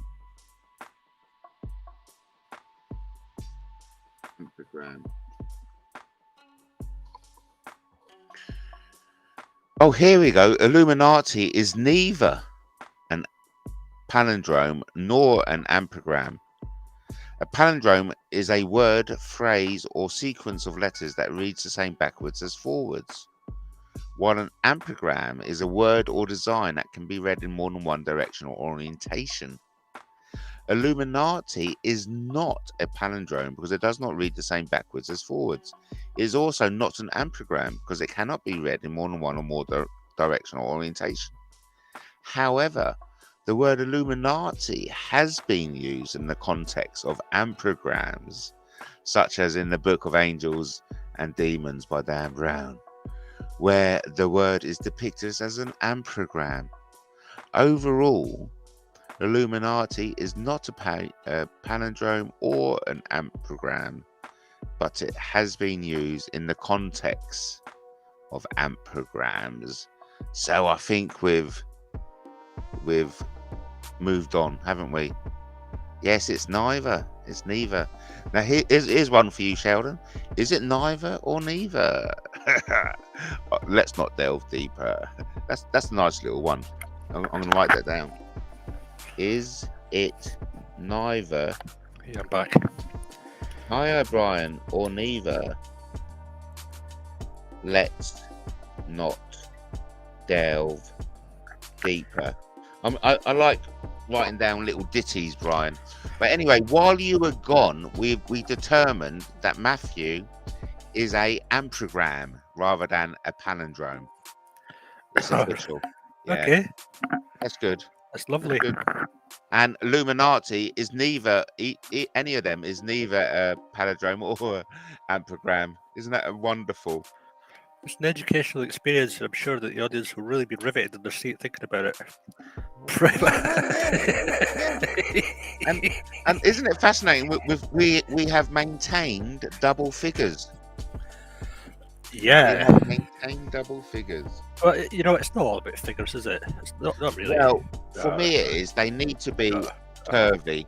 I was watching a film today, and watching that like 6 Nights with whoever it was, and Harrison Ford, and the lead lady Tony with an eye fancy there, but I said no, a bit too bony for me. A bit too bony. But hey, listen, I just go for beautiful women. That's all I know. A walking skeleton or something? Oh no, she was all right. She was all right. All right. But he caught me. I just said, like, well, she's not as good looking as my girlfriend. Put it that way. There's probably a lot of stuff that's been on television, films, and that I don't even know exists. Yeah, I just it goes straight over my head. I'm more into other things with my time, so I'm not up on that. I look at the latest movies and stuff like that. I mean, a few of them I've heard of, but yeah. Hey Brian, talk about latest movies. Guess what I watched recently, and it was fantastic. You'll never guess. I won't even give you 3 guesses. I'll just, unless you want to take 3 guesses.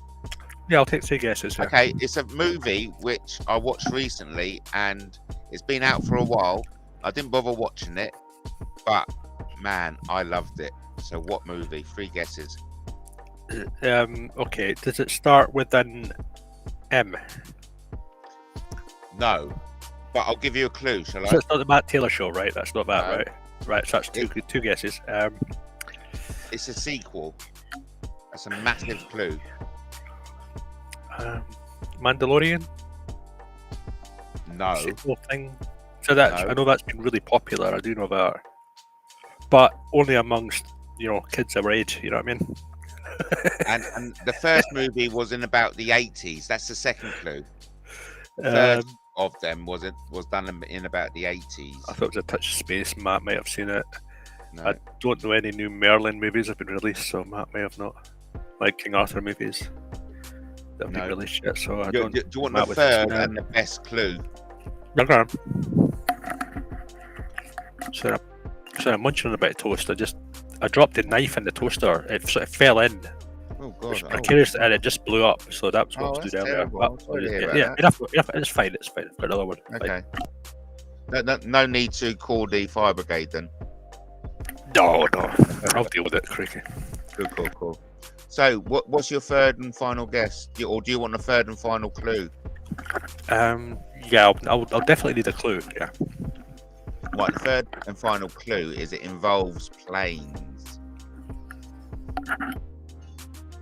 So the 3 clues are: it's a sequel. Airplane, snakes in the plane. It involves planes, and it was in the 80s. All right. Come on, you got to get it.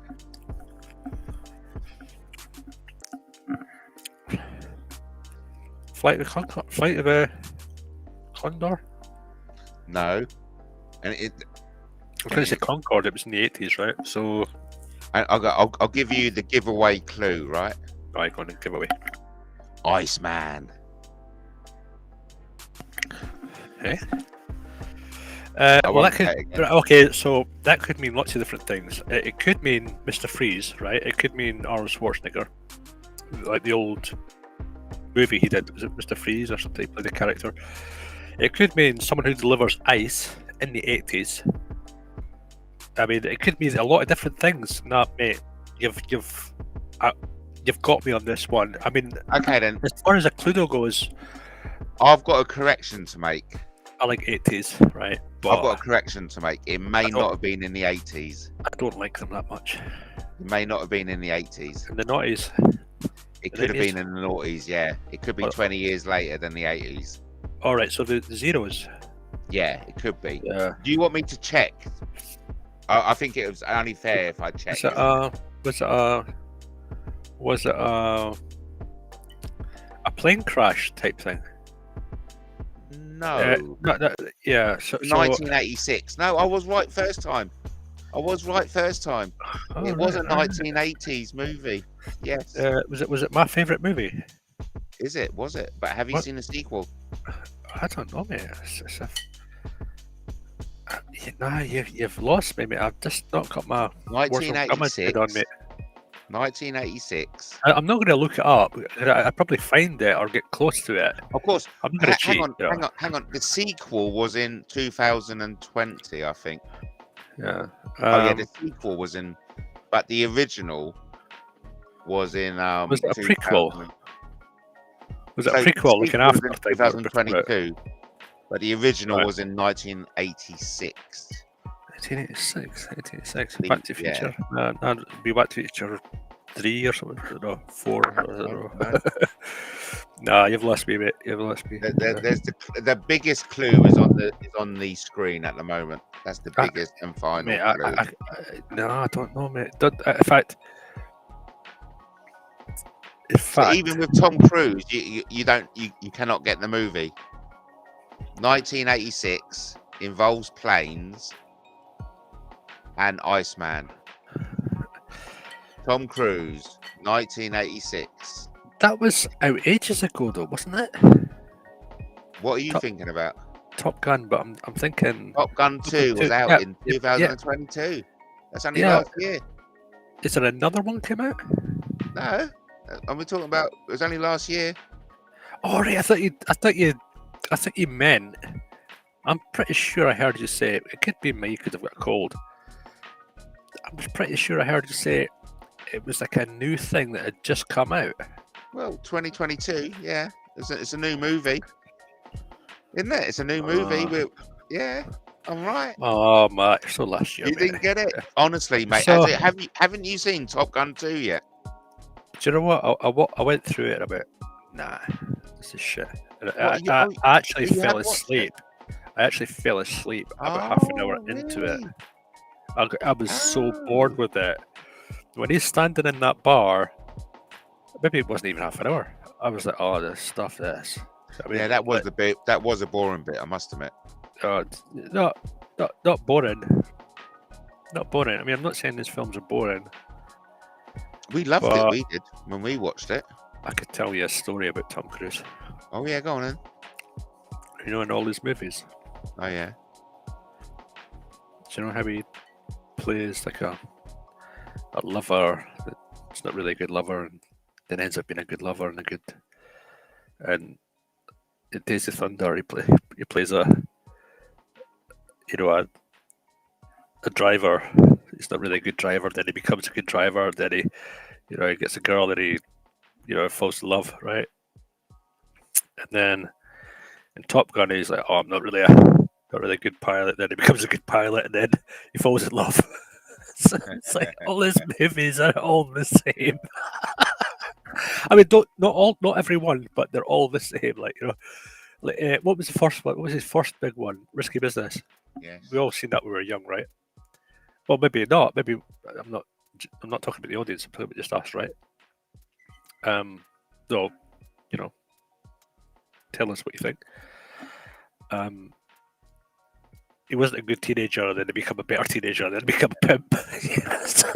So that was a bit of a different, something that a teenager should not be, right? So then they became a pimp, they become a better pimp, So and so he become a better student in one sense, Yes, very good. Yeah. So all his roles will be the same. He does some really amazing stuff, but I'm not a fan of the cult that he's involved in because the ultimate thing is that he's in a gay relationship with the head of the Scientology movement. We all know it. Well, do we? Well, do we know it though? There's a lot of hate going around about people who are famous. Remember? Do you believe all of it? Well, but a lot of people are famous. I mean, what were you telling us about Elton John the other night? Let's not repeat it. Exactly. I want to address Mr. Perfect comment. That was pretty disgusting. That Mr. Perfect seems to think those slippers are mine. They're not mine. Yeah. Who's going to tell Mr. Perfect whose those pink knickers and slippers are. I'm not going to tell him. He thinks they're my bloody girlfriends. Let me assure you, Mr. Perfect, being Are your daughters? I would never. What? Don't bring anyone's daughter into it. Thank you. No, I'm just saying. Well, we know whose knickers they are. No, we don't. Well, I don't. Well, we do. Saying it could have been someone else's. I'm talking about slippers. Oh, I'm not talking about anyone's knickers, right? Well, they're both pink, clear. and their pictures are both after each other. There they go. There's the knickers on the screen. It could be spotty. It doesn't really matter to me. Those knickers are bloody. I'm not wearing them. Yeah, well, I'm just saying, I'm not wearing them. But the thing is, Mr. Perfect thinks they're my girlfriends.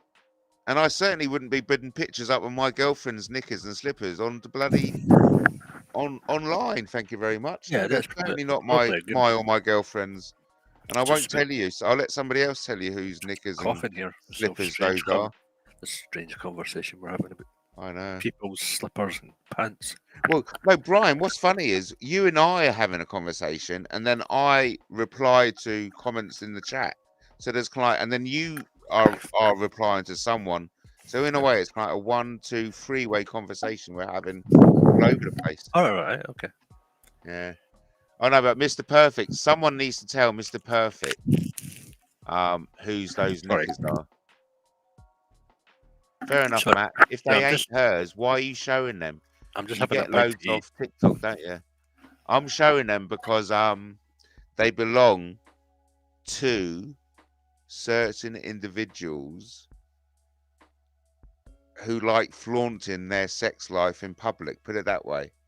So yeah, I'm showing it as a satirical, as just reminding a certain other Mr. Perfect. Our future king. Yeah, our future king. Yes, thank you, Brian. I'm reminding Harry, our future king, that it's not nice to show pictures of his girlfriend's knickers, or is it his wife? I don't know. Perhaps they're married. Anyway, they're not fucking my girlfriend's knickers there. Who's going to tell Mr. Perfect? And who are you, Mr. Perfect, anyway? You're obviously not Harry. Am I jealous? No, I'm not jealous. I've been in a relationship for the last 8 years. I am, because I would never fit into them, and it looks so lovely as well. No, I'm certainly not jealous. No, and I think it's pretty not very gentlemanly of No, yeah. Anyway, look, who is this Mr. Perfect? I think it sounds like Mr. Perfect has joined the party late. There may be a lot of backstories and explaining to do for you, Mr. Perfect. But I'm certainly not jealous. No, I'm showing Harry up. This is not very gentlemanly, I think, showing your Mrs. Knickers in public. I certainly won't. Bloody hell. God, she would dump me. My girlfriend would dump me. Who am I talking about? Can somebody... should I just answer him? Yeah, I'd dump you. Should I just answer him? I would dump you as well. I know, yeah. Well, I'm not going out with you. Yeah, it's probably a good thing, that. The thing is, I used to joke, because when I first met my magical imaginary girlfriend, I was working at Colas out in Crawley. And I used to joke with everyone in the office. I used to go, fucking hell. Thank God she had such a bad marriage and such a loser as an ex-husband, because otherwise she wouldn't be going out with me. No, but it's a bit derogatory to myself. But hey, it was a bit of a laugh. Yeah, but my poor girlfriend, my magical imaginary girlfriend, she had a right bad end to her marriage, you know. Oh wow. Yeah, not very nice. So, but hey, it's good though. It's good for me, you know, because anyone who came along after her disastrous marriage was like a lot better than her husband, because her husband was such a loser. So, well, it was at the right time at the right time. This minestrone is lovely. That's all I can say. Minestrone, that'll make you feel better, mate. You know what I'm having? Some minestrone soup, good. and some toast. Nice. And that's Yeah, how well, the knife fell in the toaster and it blew up in my oh, face. right. Got See, when you. it popped, the thing fell in and it boom. Gosh, all nasty. So, yeah. So you're one toaster down now, are you? I've got another one. It's going to be fine. I will survive the event. Right. Can someone tell a Mr. Perfect whose clothes and knickers and slippers are? I've written it and said it. I've written it and said it. Now, look, I'm such a Yeah. Honestly, I repeat things. It's not very nice, is it? I repeat. But anyway, it happens. It happens. Yeah. You know. So Matthew is actually definitely an ampergram rather than a palindrome. Let's not go on to that order again, please. All right. Shall we move on from Yeah. Nicholas palindromes? Yes. He's But I talking wouldn't about mind to see if Emily is in the house. I mean, there's 11 people royals watching. and all that jazz. Blimey, you must mean so. They must mean so much to you. Well, they mean what? What do you mean so much to me? I don't want to mention them because well, I don't know. I don't know. Yeah, they do mean a lot to me. Emily and Harry mean a lot to me. Yeah, because Emily's like been in my life. You see, Emily's come to my house. She's met my magical imaginary girlfriend. I've let Emily in. I've let Emily into the inner circle. So yeah, Emily is a friend of mine, and she's a dear friend. So you And got off the idea of cock that you mentioned before. oh, let's not bring my cock into it. Yeah, you don't know Mr. Perfect. Emily has met my girlfriend. I don't know. I'm sorry. That's all right. Yeah. I didn't mean that. I didn't. Emily's been to my house. That was just a late night jest. Because I'm an adult, I can do that sometimes. Of course we can. This is mature chat, by the way. You know, we can have a bit of banter. Yeah. You say, "Oi, Brian, you hairy bald fanny." I'm always for a bit of banter. Oh yeah. You all love a bit of banter. Morning ice cream. We like to throw ice cream at each other. That's our little banter. Now that I've eaten, I'm anyone's. As long as you wear a condom, because it's important to have safe sex. And anyway, it stops catching STD. Not that I've ever had any. Hands up, who's had crabs in the audience?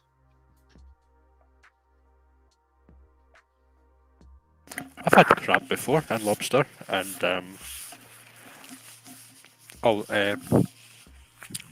langoustine, all sorts of fish things that the Bible says you shouldn't eat. I've eaten, so I'm a sinner. Well, sounds like it, isn't it? Oh, there you go. Yeah.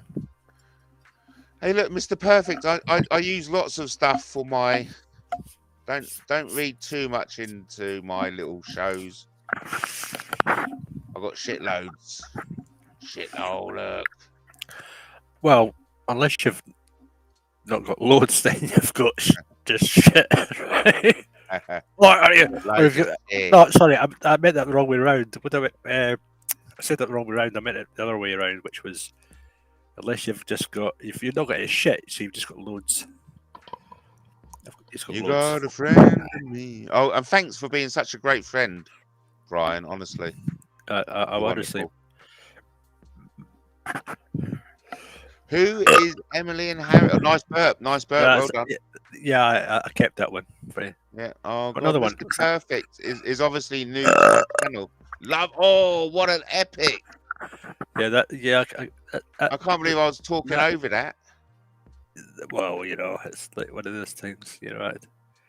Sometimes I can do it unwell, and sometimes, I've spent years practicing. And sometimes, when you practice, you become good at some things. Yes, of course. Like the man burp. Or the lady burp. Tell us how hard you had to work to become good at your cycling, or is that something you don't want to talk about? Yeah, I can briefly go over that. Please, It only because I'm a complete narcissist now that it's all about me again. no, but I'm interested in, because I watch cyclists, and I'm interested in like the You read type it in of the news in the person morning. it takes to be a cyclist. I mean, wow. Educated person. Well, do you feel as if you've got to be educated to be a I cyclist? I spent a time where I never had a day off for years. Like literally a day off. You know, people have a day off. I'm going to do this on Sunday. You know, or that I'm going to go out with the family. I spent years where I never had any day off. So, Yeah, tell us more about that. that's the sort of dedication it takes to become good at what you do. You does wear out your body, and while that's happening, you don't realize it because you're young and bravado kicks in. But yeah, it can take to become a really good cyclist. It could take you 20 years, and then you've got a small window to be something. Well, that kind of run out for me, but I'm a failed cyclist, but I'm afraid Oh, don't be silly. I've failed. But Failed is on that bicycle. how history will see the stats? Will it? I wouldn't say it's stats. It's just it's just what happened. Right. You know, it's you know, you come to a certain age, and you know the younger generation who are starting out, they're starting out with all the tips and tricks that you've taught them, but you're happy for them, and they'll find a sponsor so they can step up a ladder.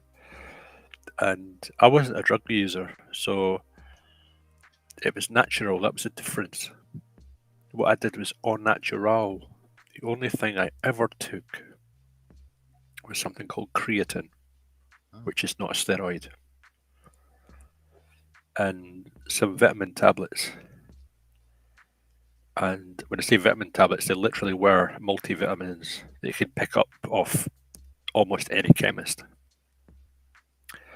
So, without vitamin A, may I add, which promotes cancer, if you have that every day. So, yeah, it was a long journey, mate. I mean, I could go over it, but I mean, how many times can you talk about the same thing? I kind of covered it before, and when I covered it, I never spoke about all of it, did I? So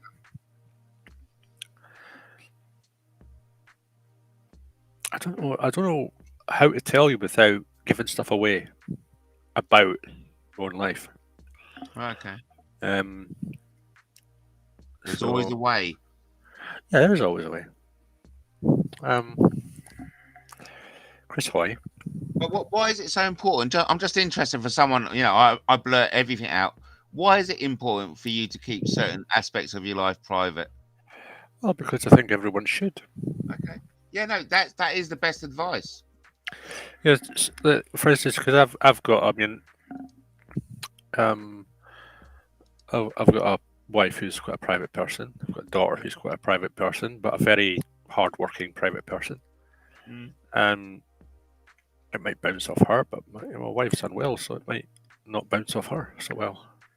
And people start doing mean stuff, you know. And I'm on a channel where there's mean people listening, or have been listening, that do stupid stuff. More fool them if they do, but you know, yeah. Because the old saying, we learn a lot from our children.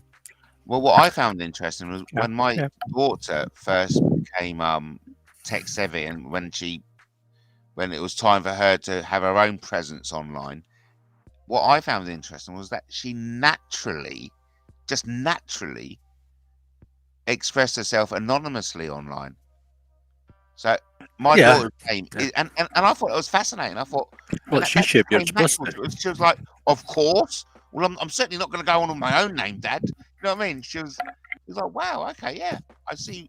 Good on her. Yeah, no, it was good on her, because that was forward thinking and maturity, and that was being aware of the environment we live in. Because now she has protected herself from that decision right at the start. When she was first stepped on to online, she made that decision to go anonymously. Now, because of that, my daughter is protected now. Whereas everyone who went on with their own names, their own birthdays, their own, Yeah. they are in line to be targeted. People might eventually find that that there's something coming in that's going to change all that. Oh yeah, and what's that? Oh, okay. You have to be accountable online. Yes. Yeah. I mean, what I found funny, I was writing. Oh, because by the way, I got my my new Galaxy, my Samsung tablet. Oh, did it arrive? Oh man, it is Oh, beautiful, and I've got a pen with it, so I can write in my handwriting, and it will go to text. I've got a Mac something that's got one of them with it. Oh, Yeah. It's so I can't wait to get really creative. Stuck into it. Yeah. But yeah, what I was saying, I was writing last night, and I was just saying, so much accountability in it. Like, we can't go online without people criticizing us for it and going over what we say. Oh, that's not fair. Not everyone does that, though. What's the obsession? What's the obsession with focusing on just them, though? Well, that's an unhealthy obsession. I don't go around thinking about all the negative people all day. Fucking hell. Good point. Sorry, folks. I shouldn't really swear, but it's just you keep touching on that, mate. It's like it's like you're letting it take over your mind. Well, no, it's only because it's impeded my life. Yeah. Remember, the police came round yesterday, so that was another reminder. Is if the police, they never came to you though, did they? If my property stopped getting taken, I mean, I may be in a different headspace. So they came to a neighbour. They never came to you. No. Yesterday the police came to me. Yesterday, we had a right laugh about that, didn't we? It was at 8:30, and they've asked me to. They've offered me to go on this challenge program. Oh, Mark Selsby, 17-15. Oh, he's won. Well done. Mark's gone through. Yeah, no. The police came yesterday, Brian, and they offered me to go onto the channel program. All right. And the channel program is fighting radicalization. So basically, I don't know whether they are concerned that I am radicalizing you or you are radicalizing me. Oh, right. Because the channel program involves... How could I possibly be doing that? It must be I'm radicalizing you then. No. Because I said to them, right, I said, well, look, what is it I'm saying that's radicalizing people? And they wouldn't say. They were saying, look, you're not doing anything wrong. Don't worry about it. And I'm saying, well, I must be doing something wrong because you're here. You're not radicalizing me. No, but then I said to them, I said, I'm not a radical. I said to them, is it because I'm talking about reptilian aliens? And then he said, yeah, that's part to do with it. And I said, well, I'll stop talking about it then. And I said, write down a list all those things you don't want me to talk about, and I won't talk about it. Right. We green men, they're off the list of it. And then they went, look, it doesn't matter. We'll go. If you don't want to do it, it's fine. We purple men. We'll leave. We'll leave you in peace. And then they started walking out. And I went, no, don't go. What is it you actually are offering me? I don't understand. We yellow man. And they just said, look, it's a program that, stops people being radicalized. Little green men, then. And I said, okay, then I'll fucking go on it. And they said, right, they'll send you a letter on Tuesday. Little spacemen in purple cars floating by the window. So, in spirit of that, I'm going to play a video. Are you being radicalized? No. Am I? I think we all are. Nah, rubbish. I think I know mine. I know mine, man. Fine. Well, I had a visit from Sussex Police. Oh. And so yeah, I get it, Brian. I get about why am I giving attention to these people, but the thing is, I'm giving the attention to people because they're fucking knocking on my door. at Yeah. 8:30. Are they gaslighting the shit out of you? Yeah. Yeah, right, okay. And in the same way, Marie is like, listen, I'm feeling like terrorized. I'm feeling terrorized too. But yeah, as a man, I'm not allowed to like complain, am I? You know what I mean? Or, Lenny, empathising with Scotland's plight for freedom. William Wallace, ya bass. William Wallace, yeah, bass. Robert the Bruce. Robert the Bruce. We love a bit of Robert the Bruce, don't we? Brucey. Brucey's bonus. Matt, there's targeted brainwashing and there's mass brainwashing. 2 types. I'm gonna, like, you know, because I've come on your channel, right? What's going to happen? Yeah. He's trying to radicalize the English. This one guy, somehow on this one small channel on YouTube somewhere in a little corner with 10 people watching, he's trying to I know. radicalize the I know. English. Yeah, it's crazy, isn't it? Okay. Look, I was in a bevy yesterday, right? And I was talking to George. George is the barman. He works the shift on Friday. I was talking to George, and George is a historian. He does this reenactment. And I was telling him about King Arthur. But then I thought, fuck, I better stop, mate. Because I'm actually radicalizing you by talking about King Arthur. And that's how serious it is, because I mentioned it yesterday. When I was saying this list, I said, what do you want me to stop talking about? Reptilian aliens? And I went, yeah. King Arthur? Oh, really? But the thing is, just by talking about King Arthur in the bevy, it's like radicalizing people. Yeah, This is a radicalizing channel. Do you get that? Radicalization. People? Hey, do you want to be radicalized? Well, watch Matt Taylor TV, the best radicalization on this side of YouTube. Do you remember when we were younger? This always goes back to something you learned years ago, right? That's rad, man. Oh yes, of course. Remember, that's rad. That's rad. That's radical. Yeah, that was a hippie thing, wasn't it? Yeah. No, that's rad. It come from an American thing, like hip. Hey man, that's hip. You know, that's cool and trendy. That's right. Baggy trousers, you know. It's to do with styles and all sorts of different things. How his names came out, and of course, different ages would say them at different times. And a few years ago, I heard someone say something I'd never heard since I was a child. Oh yeah. So it just shows you that some words do get used by youths, young people, a younger generation. Yeah. Years later, and it's the hip word. Oh, well, of course. Yeah. You see, Yeah. it's a new hip word. So nothing to do with hippies or anything to do with drugs or radicalization of anything like that. It's just something that people do. So, and it's only my observation. Doesn't mean everyone else is going to see the same thing. Mm.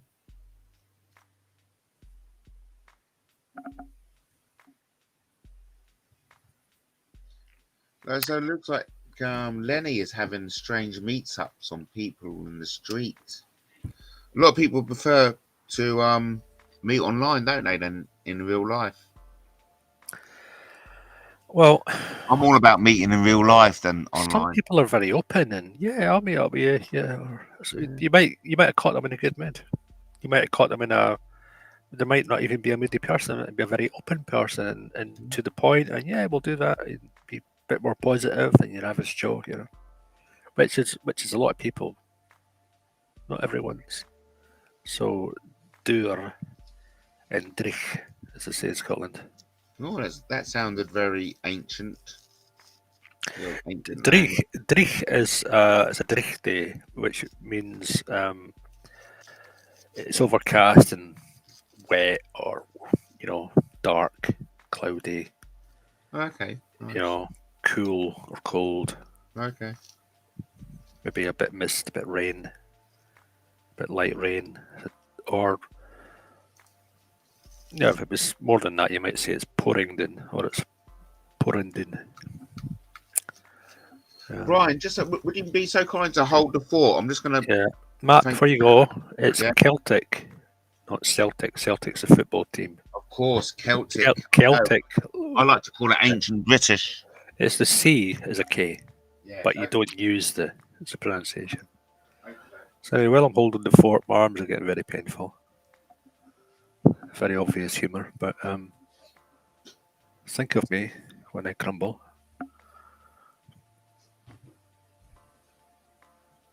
Yeah, when I got to find out about all this stuff with Matt, I just didn't know what to think. I was like gobsmacked that all this crazy stuff was going on.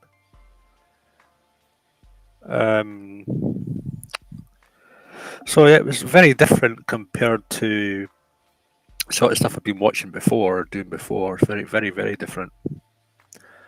And so it was a bit of an eye opener. And yeah, I did find Matt's humour very funny. He was very open and very honest about a lot of stuff. And I think when I first spoke to him, he mentioned something about just wanting to be to meet people online, and talk to people and know people, that kind of thing. Which I found, I thought, well, that's a genuine response. I mean, whether it was absolutely 100% true or not is irrelevant, if we're bringing the skeptic aspect, but that's a nice way to be. I thought, so that attracted to my personality towards Matt. So I'm not sure that he keeps showing like women's boobs and stuff. I don't know if that's right. Yeah, my grandmother might not approve.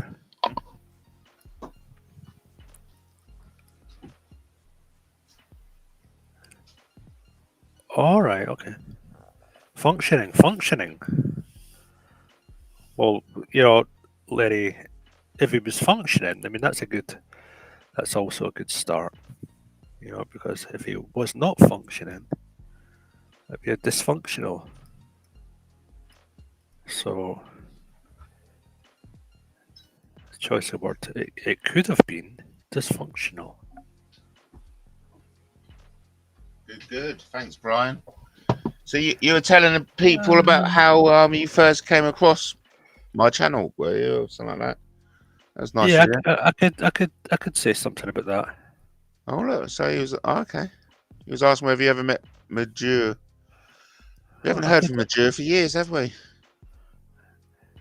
If I was, I'd love to know when he first came across. If I was, you got that's a good joke, right? A good pun there. Yeah. If I was, so yeah, it's been a long time since I've listened to Majur. I know. What did he sing at Vienna or something? Vienna. Oh, Vienna. Yeah. Brilliant song, isn't it? That was great video as well, wasn't it? I remember that. Yeah, Lenny. I know it. I know who you are now, Lenny. Lenny, I know who Lenny is. Yeah, that's always a disadvantage. Because at least I know you are Brian, Yeah. You're from Scotland somewhere. And you're generous, and that's enough for me. And I can talk to you. Oh, yeah, most people. But Lenny, I still don't know who Lenny is. I mean, Lenny could be anybody. I think Lenny is a nice person, definitely. I think everyone has potential to be a really nice person. Yeah, and also, likewise, everyone has got it to be a nasty person too. Not everyone, but yeah, some people can. Some people are just complete pacifists, aren't they? They just cannot find that in themselves to be anything other than a pacifist and just soft and non-responsive. Unlike what Lenny's just said. Yeah. I don't think so. Yes, I'm with Lenny actually. We all have the capacity to murder in the right situation, don't we? How would we know that though? Well, history's told us. it's a broad statement, though. That's speaking for everyone that's ever lived. Yeah, but hasn't history shown that? So, like, okay, so it's a broad statement because it's speaking for everyone who's ever lived. And do you know the strange thing about that? We don't know everyone that's ever lived. But not only do we not know everyone that's not ever lived, obviously, right? Yeah. That's really obvious, right? But also, everyone who's ever lived does not know us. Well, but then again, we could all be reincarnations. So perhaps all of us have lived before, and we all know each other. Look at how many friends that each one of us have. Varying numbers of people we actually know, or who would ever be in contact with, or who have ever contacted. Firstly, you need a reason to do something, or maybe it was accidental. There you go. As soon as you said that, love appeared on the screen. Yeah. That's the reason to do something. So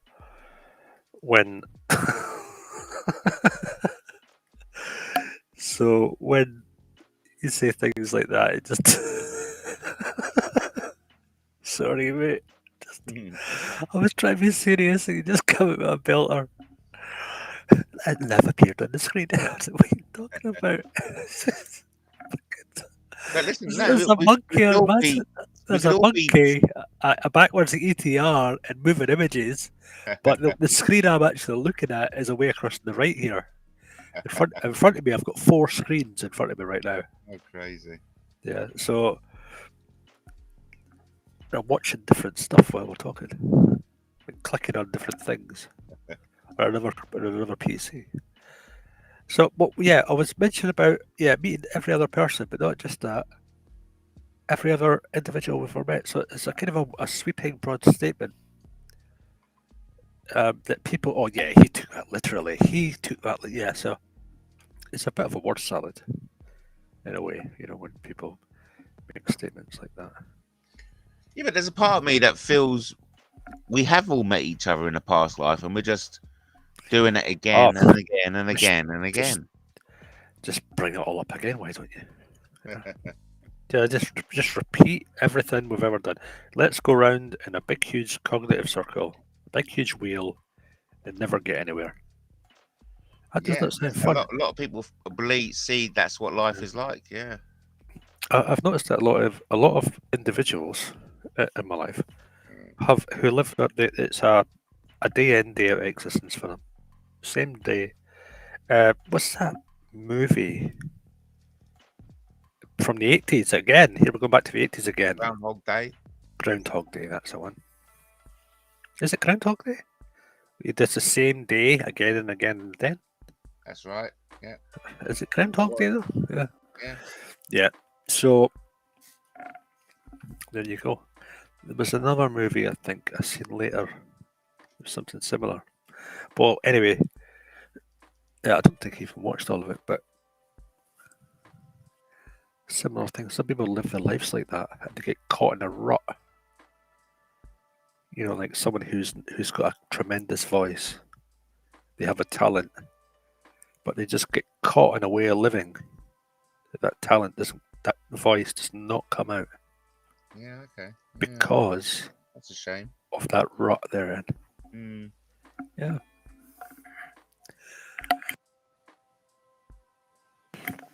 That's the. Yeah, it's an old one, mate. So that's the challenge, to get out of the ruck. If you get knocked off course, having the forethought to get yourself back on course. When was it written, though, Lenny?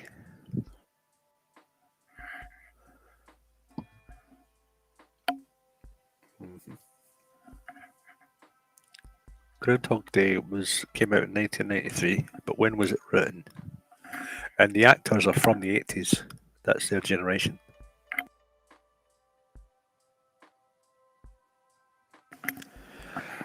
So that would help anyone who saw that kind of thing remember it. And Bill Murray and the other guy, people always get their 2 names mixed up. because there was two funny comedians at the time who were both American, right? Let's not count Eddie Murphy, right? And his friend, who people also got two of them mixed up. Yeah, so get mixed up with John Belushi. yeah, well, that's another thing as well, right, Lenny? Right, people, when you're jumping from one subject to another, it's like rapid fire questions. Life's not a quiz. Life is not a quiz, mate. There you go, spot on. Dan Aykroyd. That's right, Dan Aykroyd. Yeah. But yeah, it's like a strange thing, when you have all that going on. People, it's like you don't know if they're. When you read stuff on text, you don't know. You can't read. It's hard to decipher the meaning behind the text at times. Yeah. So I look for phrases. When I read, I can speed read through the text really quickly and look for phrases. And sometimes I'll speed read through stuff and just catch the phrases, the bad words and stuff, and it'll be like, oh, take that one away. And I'll just hold it for review, and then I'll just let it go or keep it, when I'm modding a channel. That's basically what I do on some channels. Okay. But that's it. But it's not much more difficult than that. Or if there's a few mods, like the head mod will say, "Oh, watch this one," and I'll watch this one because there'll be people arguing. And you just wait for certain words to get said because you know the patterns that some conversations have maybe been on before, and they've used a different account. But it's all just to cause chaos in a channel. Well, yes. I mean, sadly, that's how they operate, isn't it? And no doubt you've seen it happen a lot more than most people. Yeah, the thing is, they're not even trolls. That's the worst of it. They're just people that are arguing who are friends. Oh, right. And we do it in lots of different channels. Well, they don't do it here, which is good. Yeah. And it's hard to read how, what, like, they could be best buddies and they say, we'll meet up and we'll chat on this channel. And they all meet up and then they start, one misreads another and it gets heightened and elevated. And before you know it, they're ripping each other's heads off in the chat. And you're like, oh my goodness. So it's a bit like back in the 80s when it was a bit wild and zany and, Dan Aykroyd and John Belushi and Bill Murray, all kind of at each other, and John Candy. Don't forget John Candy. Funny as anything. I really enjoyed him. Some of his movies. I liked one of the favourite ones was the Blues Brothers. Where all the cars are crashing. It just become ridiculous. And then the nun. The nun when the door opened and closed and stuff. That was just well. The first time I saw it anyway. That was years and years ago. Very good moments in film. For me, I was shocked at it. How did they do that kind of thing? Because I was very young.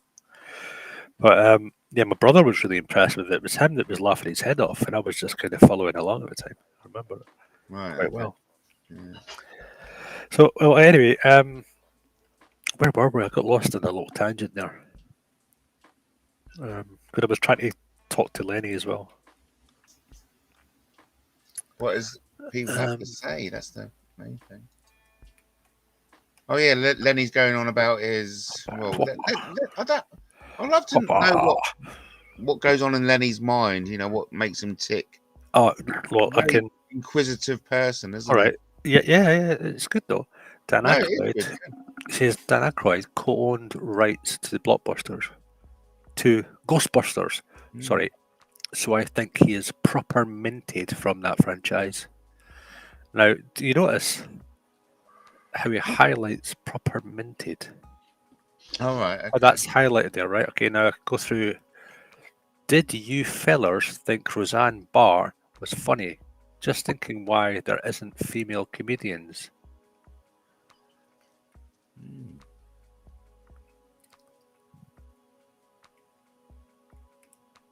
Hmm. Well, Proper there are minted. lots of female So comedians look at in this. Hollywood. I take from that, proper minted. There isn't female comedians. That's pretty sexist, mate. Because there's loads of female comedians. And there French are lots of money Saunders, in Hollywood. Joanna Lumley.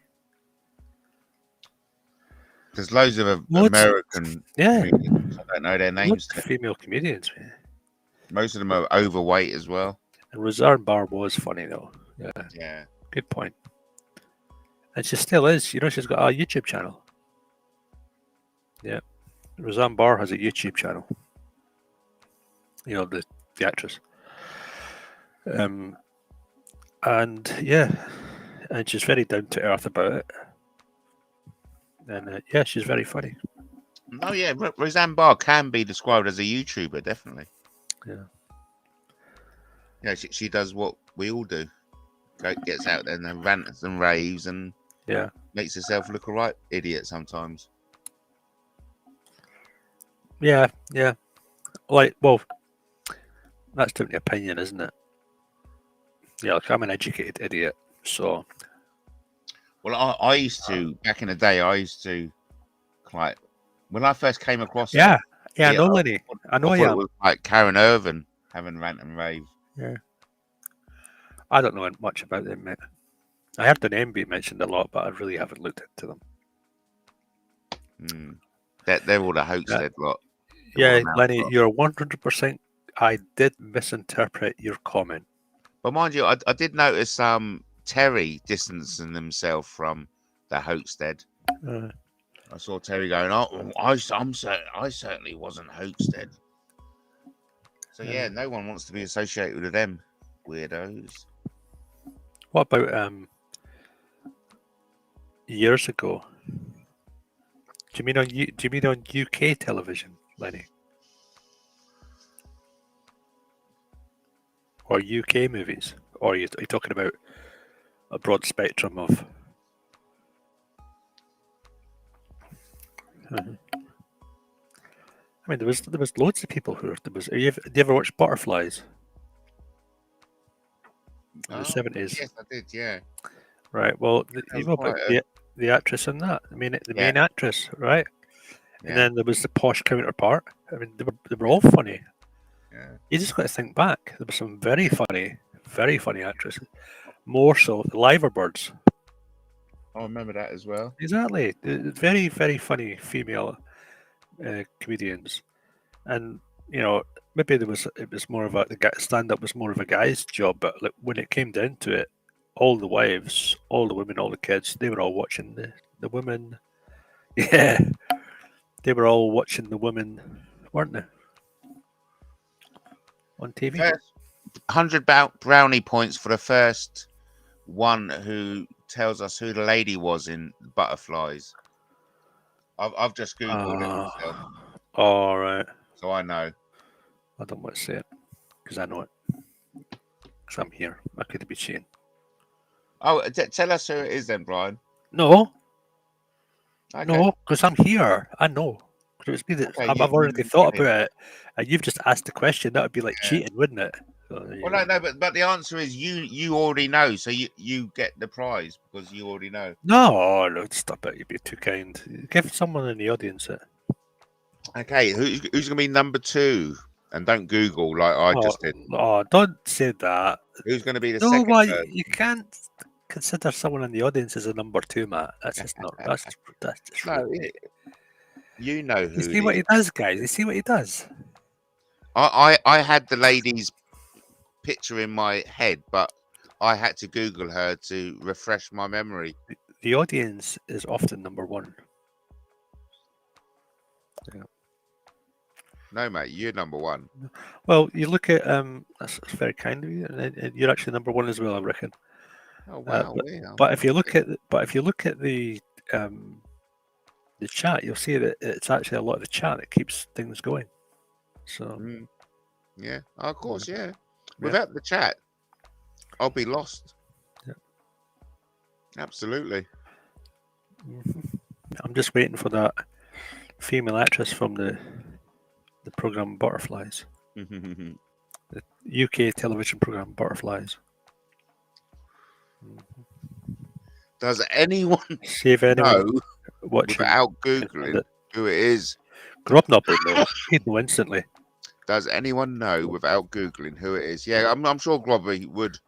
Grobby's a very intelligent. Yeah, let's see if he's in. Let's see if he's in. No, he'll be busy, mate. He'll know. He'll be busy having it off with his magical imaginary. Because remember, all Grobby needs to be happy is someone to get it up for him. Anyway, let's not talk about Grobby and his erections. Wasn't one of the Golden Girls? Wasn't she one of the first female acts in television or something? Maybe not the first. Like an actual. They did a little show thing on early US. This is US television I'm talking about. I'm fairly sure that the older, the very older lady. Is it Betty White? Yeah. I'm sure she actually used to be. Yeah. She got an award a little while back about. It was for something. She was like she'd spent most of her. It could have been me. I'm not too familiar with the names right now. But it's US television, It's not something I watch often. But I did see that she got an award for something. And she went and she actually did it all those years later after being, the grand old age she is. And she went and did the same thing. And there was a kind of a parody of it. What was it? It was something that the American comedian, Rubberface, what's his name? I say Rubberface is able to flex his face around. Jim Carrey. Oh yeah, okay, yeah. He did a parody on one of his movies. No, nothing to do with look, mate. Don't start talking like that. It's just racist, mate. That's just weird. You're weird. Don't say things like that. Stop being a weirdo, Lenny. Mate, there's no excuse for that. Mate, that's illegal. Do you not realise that what you just said's illegal? Well, I'm not going to show it then. The old woman who sounded, yeah, exactly. That's illegal, mate.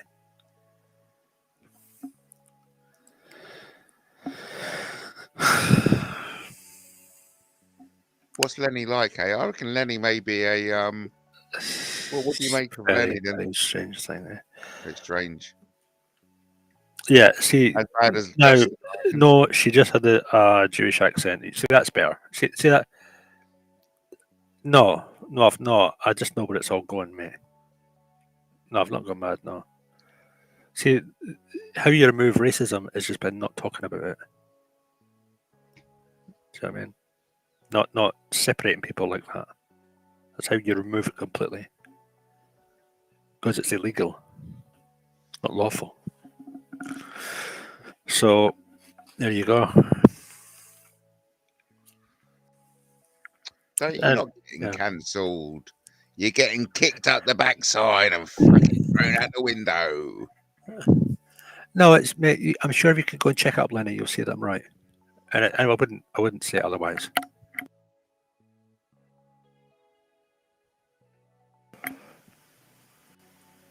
Ah, poor you, Lenny. Yeah, exactly. But you don't say it like that, mate. You don't need to not pew it like that. That's just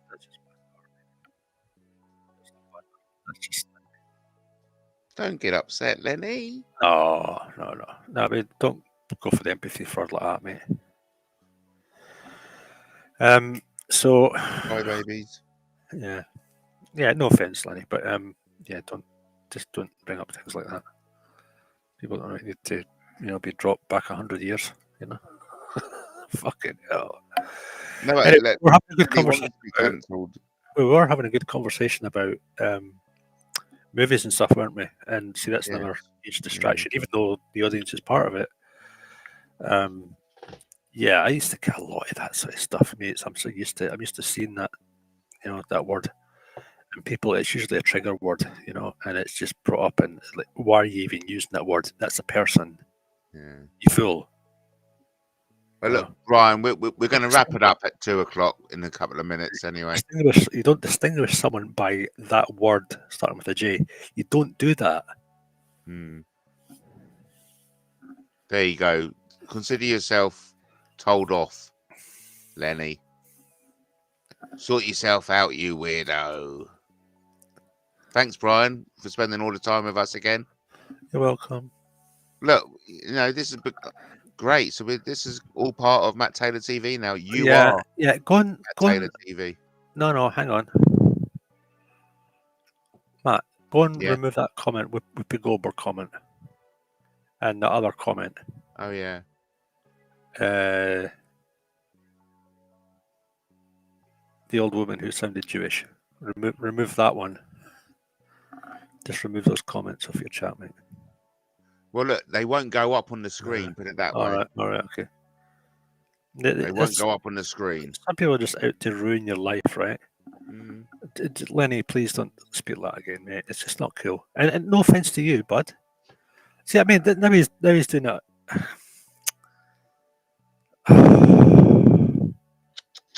Lenny. Nothing wrong with the comments, says Mr. Perfect. See, this is what happens, man. The picks of time. Well, listen, this is why I definitely cut on the chat and talk to each other and have a little, because that is so rather than in words. Shit. That's just a shitty thing to talk about someone else like that way. Look, you can see you've upset Brian now.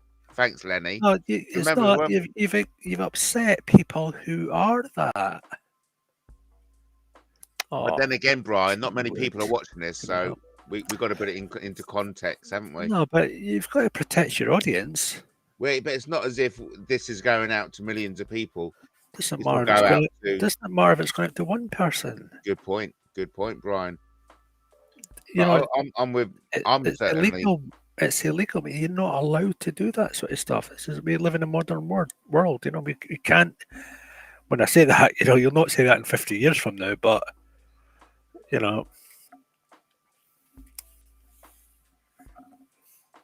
Well, look, we're going to wrap it up in 2 minutes, so at least we can go to bed. Let's just move on until the next day. Imagine describing someone like that. It's just like, how does your brain? Shame on you. How does your brain think like that?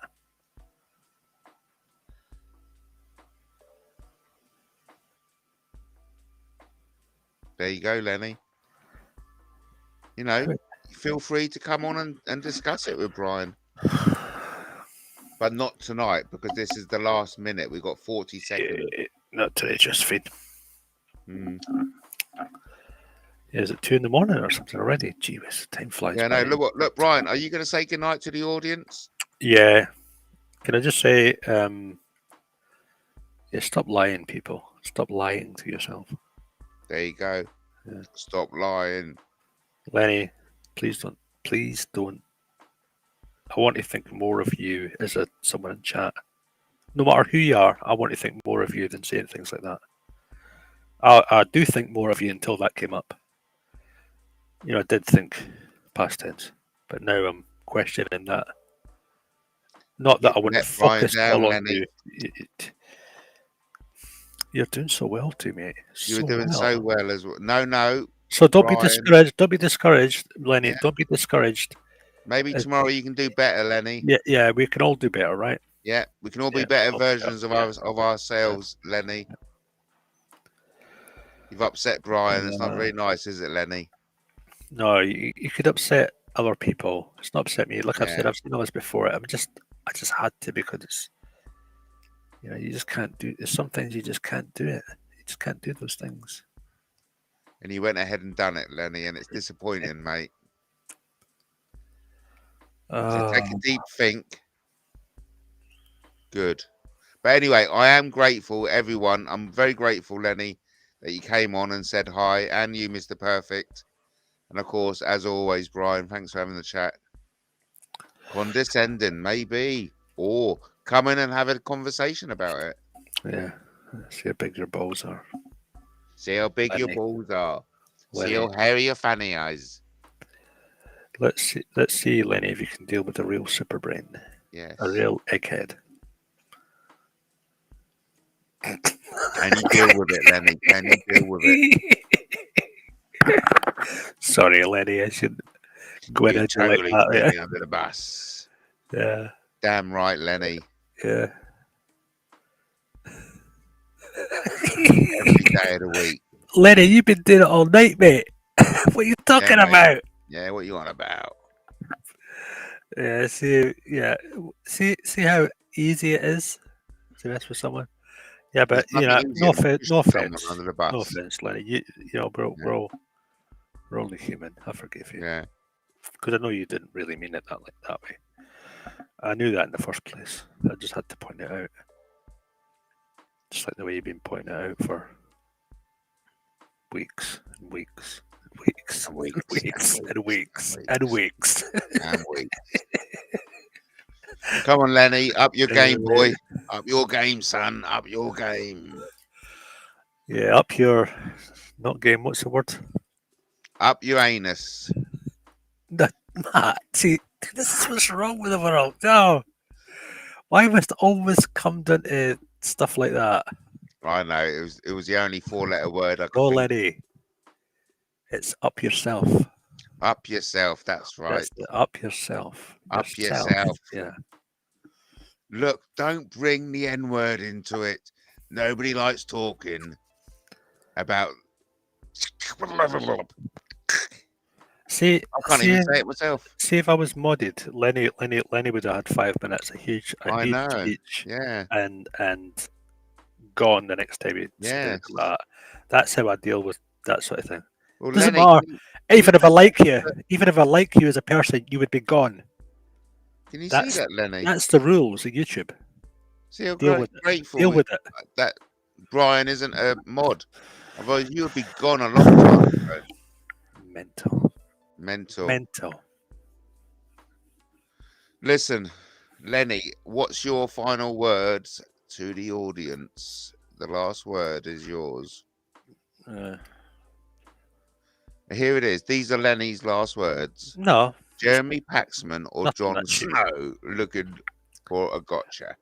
Actually, it's yeah, Jeremy. I like that. No, but I think they are brilliant words to finish the show on. To be fair, Brian. What, Jeremy Paxman? Yeah, or Jon Snow looking for a gotcha. Well, I think that's fantastic. Thank you, comes out Lenny's Lenny.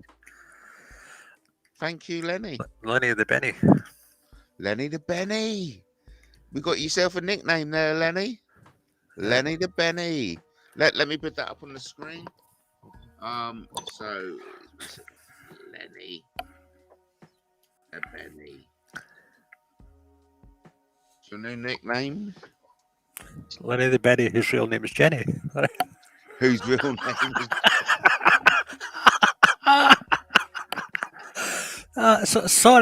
sorry, that was weird. I like it. I surprise myself sometimes when I come out with stupid stuff like that, but we all do, right? And I apologise. Yeah. Okay.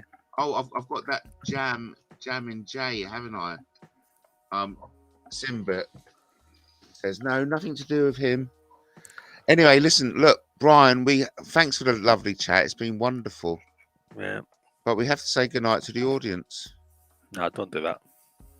They've all left anyway. They've all left. Look, when people's principles are truly tested, would you put your hand over the fire? No, I wouldn't.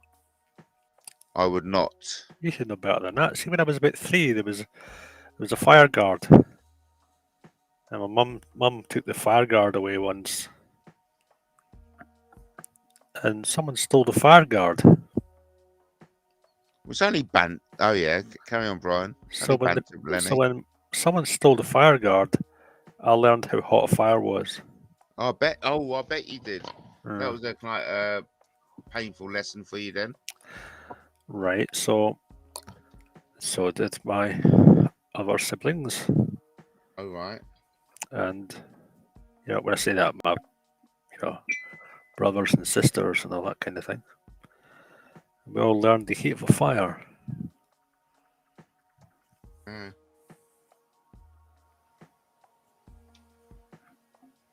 Well, do you want to tell us any more?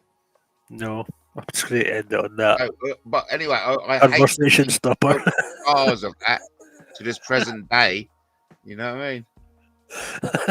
Or maybe psychological scars of that. Maybe not though. Maybe I grew up. Yeah, maybe I grew up. well, we all grow Not up. That's not much. Not much. Shout William Wallace. Robert the Bruce. But maybe not. Who knows? Well, listen, we can chat all night, and no doubt we will at some point. And we will do. We will do at some point. I will be chatting up all night. Chatting up the audience all night. Until the sun comes up and the birds start singing. Oh, guess what? Talking about birds, guess what I had to do today? I had to take down all the bird feeders. Wow. I got a letter from the council. Wow, what, feed them? I got a letter from the council. Take them all down? Yeah, I got a letter from the council saying we've got to stop feeding birds because it attracts vermin. Oh, that's true. It does, yeah. And they said if we come around and see any bird feeders, we're going to take your tenancy away from you. They basically, yeah, I know, really heavily worded letter saying if you don't get your bird feeders gone, we're going to take your tenancy off you. Wow. They said it'd be breach of your tenancy if you don't do it. And what did you say to them? You call them up and tell them to mind their own business? No, I fucking got my bird feeders down and I took them to the dump. That's what I did. Really? I am going to do nothing Really? to jeopardize me losing this place. Yeah. As soon as I read it, within 2 hours, my bird feeders were down. It was like, fuck you, birds. I don't give a fuck. I'm not feeding you. If it means losing my house, no, the bird feeders are going. But yeah, talk about draconian, but yeah. All right. So we've got bird feeders down. Yeah. Then he talks about the rats have overtaken Brian Harvey's gaff. Thankfully, I've got no rats here. Okay. There's rats all online. There's enough rats online than to worry about them. Well, that's wonderful. Yeah. Look, Brian, we have to say goodnight, okay?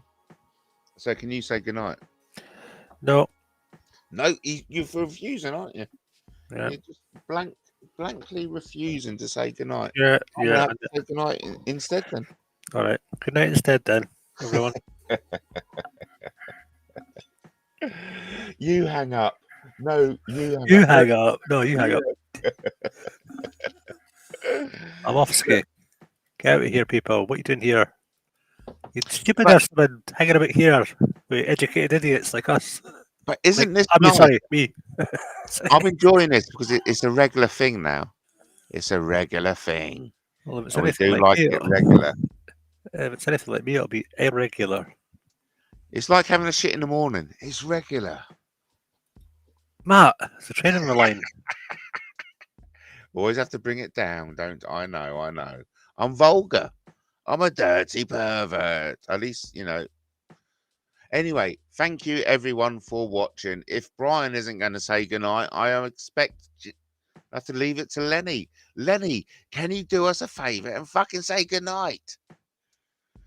Good night to you, gentlemen. If that's your decision, yes, it is my decision. We've got to go eventually. Okay, and let's do it all again tomorrow, okay? Until the next time. At last, Brian has said goodnight. Now we can go. God bless to you all. We're going to do a 30-second count out. No, not a 30-second, a minute count out. Until tomorrow, thank you, Brian. You have been wonderful. Thank you, Lenny. You have been wonderful.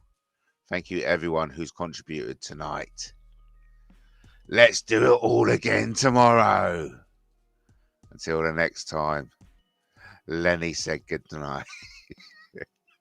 And Brian said, he said good night. Good night, Brian, Matt, peace. Thank you ever so much for a wonderful evening of company, wonderful discussion, a wonderful mood.